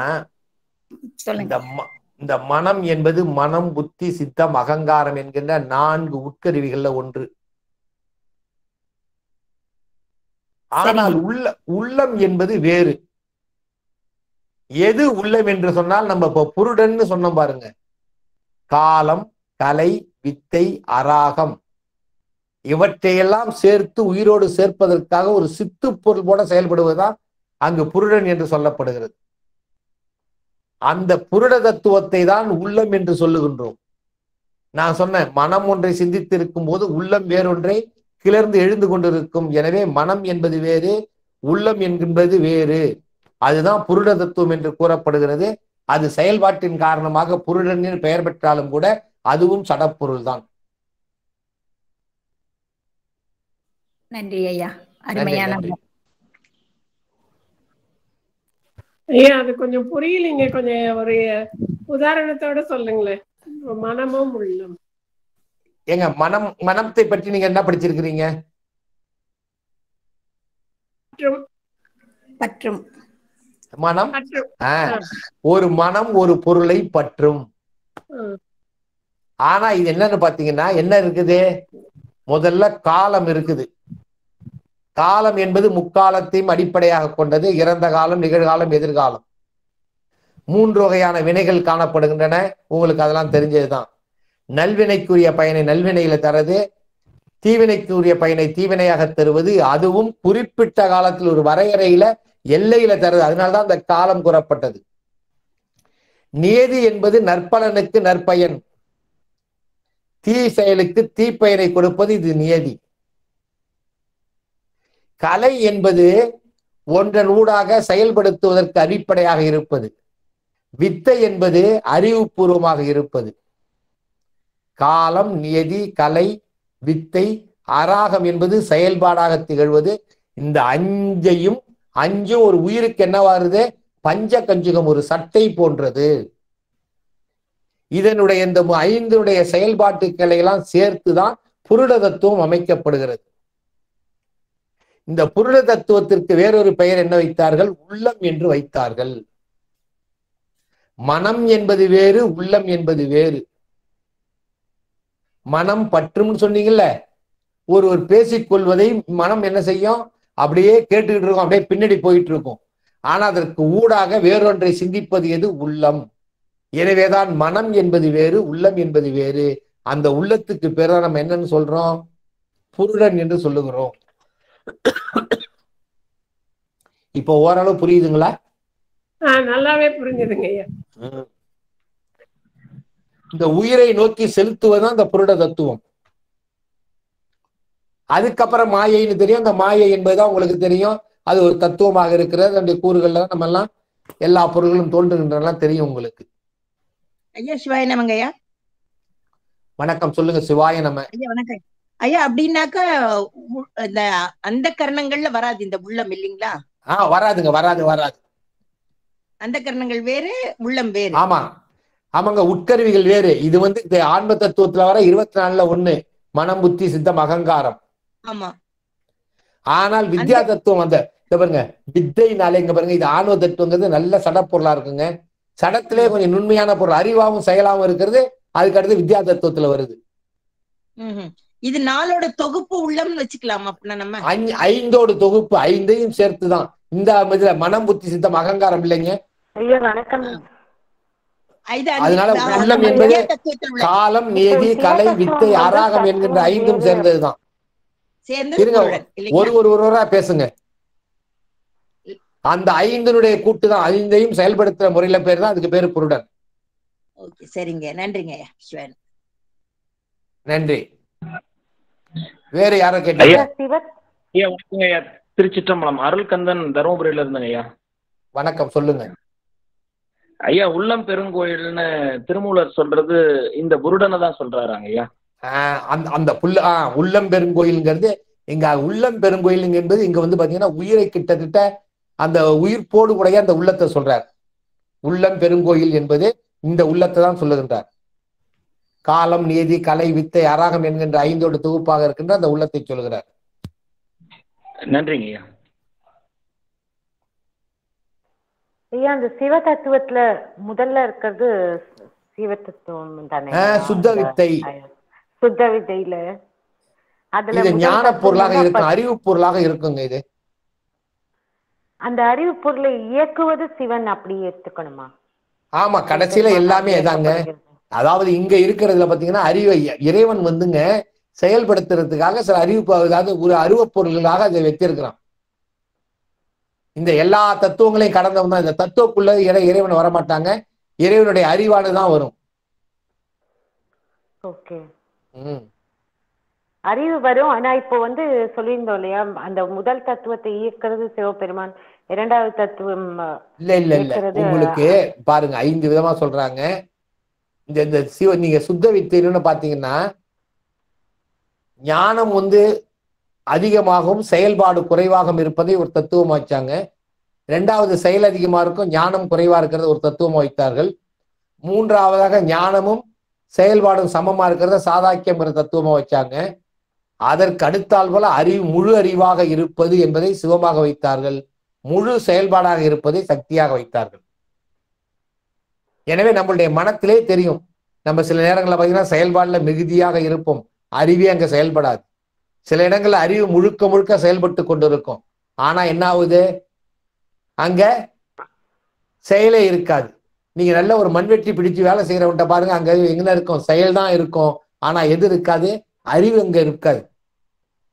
அதே ஒரு ஆசிரியர் பாடம் கற்பிக்கிட்ட ஆசிரியர்கிட்ட பாருங்க, செயல்பாடுகள் இருக்காது, அறிவு தான் அங்க ஆட்சி செய்யும். எனவே இப்படிலாம் ஒரு அமைப்புகளை வைத்துக் கொண்டுதான் இந்த ஒரு தத்துவத்தை வடிவமைத்திருக்கிறார்கள் நம்முடைய முன்னோர்கள்.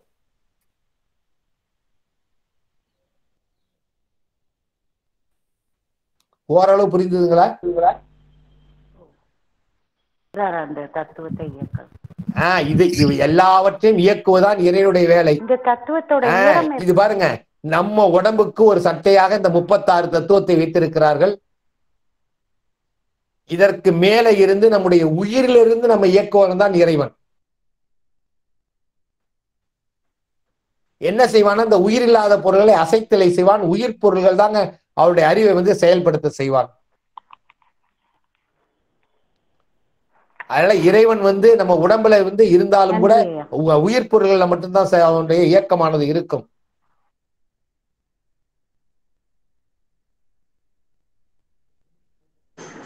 ஐயா வணக்கம். ஹலோ, வணக்கம், சொல்லுங்க. அதாவது நீங்க நோக்காமல் நோக்கல் அப்படிங்கிறது அந்த இது இறைவனுக்கு தான் அந்த பவர் இருக்கு அப்படின்னு சொன்னீங்க நீங்க. ஆமாங்க. அப்போ மகாபாரதத்துல விதுரர் திருதராஷ்டிரனுக்கு நோக்காமல் நோக்கி, அதாவது மனோ ரீதியா அது எப்படி அவர்கள் அதை சொன்னார். அப்புறம் அதாவது நோக்காமல் நோக்கிங்கிறது இப்ப நம்மள்டே இருக்குங்க. அதனாலதான் தொல்காப்பியரை 100 வடிச்சிருக்கிறார். எல்லார்கிட்டையும் நோக்காமல் நோக்குதல். இப்ப நான் தான் சொன்னேன், எங்க அப்பாவை பத்தி நினைக்கிறது மனத்தால் நோக்குதல், இது நோக்கிய நோக்கம் இல்லை. நான் என்னுடைய பையன் அப்படி நேருக்கு நேரா பார்த்தேன்னா அது நோக்கிய நோக்கம். நேருக்கு நேரா கண்ணும் செயல்படுகிறது, அவனுடைய உருவமும் தெரிகிறது. ஆனால் மனத்தால் ஒன்றை நோக்குவது என்று, அதனால்தான் நான் சொன்னாங்க, மேவாமல் மேவினாமே என்றால் நோக்காமல் நோக்கி. அது எல்லாருக்கும் உண்டுங்க. அது உயிர் பொருள் அனைத்துக்கும் நோக்காமல் நோக்கி என்பது உண்டு. வா நோக்கி வாழும் உலகெல்லாம் மன்னவன் கோல் நோக்கி வாழும் குடி. வால் நோக்கி வாழும் உலகமெல்லாம். எல்லாம் நம்ம ஆகாயத்தை பார்த்து எப்ப மழை வரும், எப்ப கதிரவன் தோன்றுவான்னு பார்ப்போம். ஆனால் இறைவனை என்ன பார்ப்போம்? இது அரசனை மனத்தால் பார்ப்போம், இவன் நல்லாட்சி தருவானா அப்படின்னு. புரியுதுங்களா? இப்ப நல்லா புரியுது. ஓகே, நன்றி. நன்றி, மகிழ்ச்சிங்க ஐயா. ஐயா வணக்கம். ஐயா வணக்கம் அம்மா. சொல்லுங்களம்மா. நீங்க இப்ப சொன்னதெல்லாம் ரொம்ப அருமையான விளக்கம் ஐயா. அதாவது அறிவும் செயல்பாடும் சமமா இருக்கிறது, அறிவு இருக்கு, அது நம்மளே சமயத்துல உணருதோம் அப்படின்னு சொன்னீங்க பாத்தீங்களா? ஆமாமா. அது உண்மையில என்ன, அதாவது நம்மளுமே சமயத்துல ஒரு மாதிரி சிந்தையில உயர்ந்து இருப்போம், செயல்பாடே இருக்காது. அப்புறம் செயல்பாடுல இருப்போம், சிந்தை வேலையே பார்க்காது. இதெல்லாம் நீங்க சொல்லும் போது ரொம்ப நல்லா புரிஞ்சுது ஐயா. ரொம்ப நன்றி. ரொம்ப பொறுமையாவும் அருமையாவும் நல்ல விளக்கம் சொல்லி இருக்கிறீங்க. மிக்க நன்றி ஐயா. ரொம்ப நன்றி, மகிழ்ச்சிங்கம்மா. உங்க பேருங்கம்மா? என் பேர் மீனாட்சி ஐயா. அம்மா எந்த ஊரை சார்ந்தவர்கள்? திருநெல்வேலியில இருந்தேன், இப்ப சென்னைக்கு குடிபெயர்ந்துட்டோம் ஐயா. ரொம்ப நன்றி, மகிழ்ச்சிங்கம்மா. நன்றி ஐயா. நன்றி, மகிழ்ச்சி. ஐயா வணக்கம். ஐயா வணக்கம். ஐயா நான் நோக்காது நோக்கி அந்த இது இருக்குல்ல ஐயா. ஆமா. செயல் வினைகள், அந்த உடம்பை பயன்படுத்தாம செய்யற வினைகள் நம்ம செய்யும் போது தாக்கத்துல இருந்து நம்ம விலக முடியுமா ஐயா? ஏங்க, அதாவதுங்க இப்ப உங்களுக்கு ஒரு அருமையான வேலையை சொல்றேன். நிலை அருமையானது. இப்ப என்ன செய்யறாரு நம்முடைய இவரு சண்டேசர் என்ன செய்யறாரு? பாலை கறந்து வச்சு லிங்கத்துக்கு அபிஷேகம் செய்கின்றார். ஆனால் தந்தையார் அந்த பாலை இடறுகின்றார். இடர்னோடனே அங்க கீழே கிடக்கிறது மழுவாக மாறுகிறது. அவர் உடனே எடுத்து விட்டார். ஆனா அவருடைய செயல்பாடுகளாம் இறைவன் மீது இருக்குது. ஆனா அவர் என்ன செய்யறாரு? தன்னுடைய தந்தையே வெட்டி விடுகிறார். அது பாவச் செயலாக கொல்லப்பட மாட்டாது. நினைவில்லாம தான் செய்யறார். அது மாதிரி இருக்குங்க. எதையுமே நினைவோடு சென்றால் தாங்க அது நமக்கு பாவமாக மாறும். சரிங்க, நன்றிங்க. நன்றி, மகிழ்ச்சி.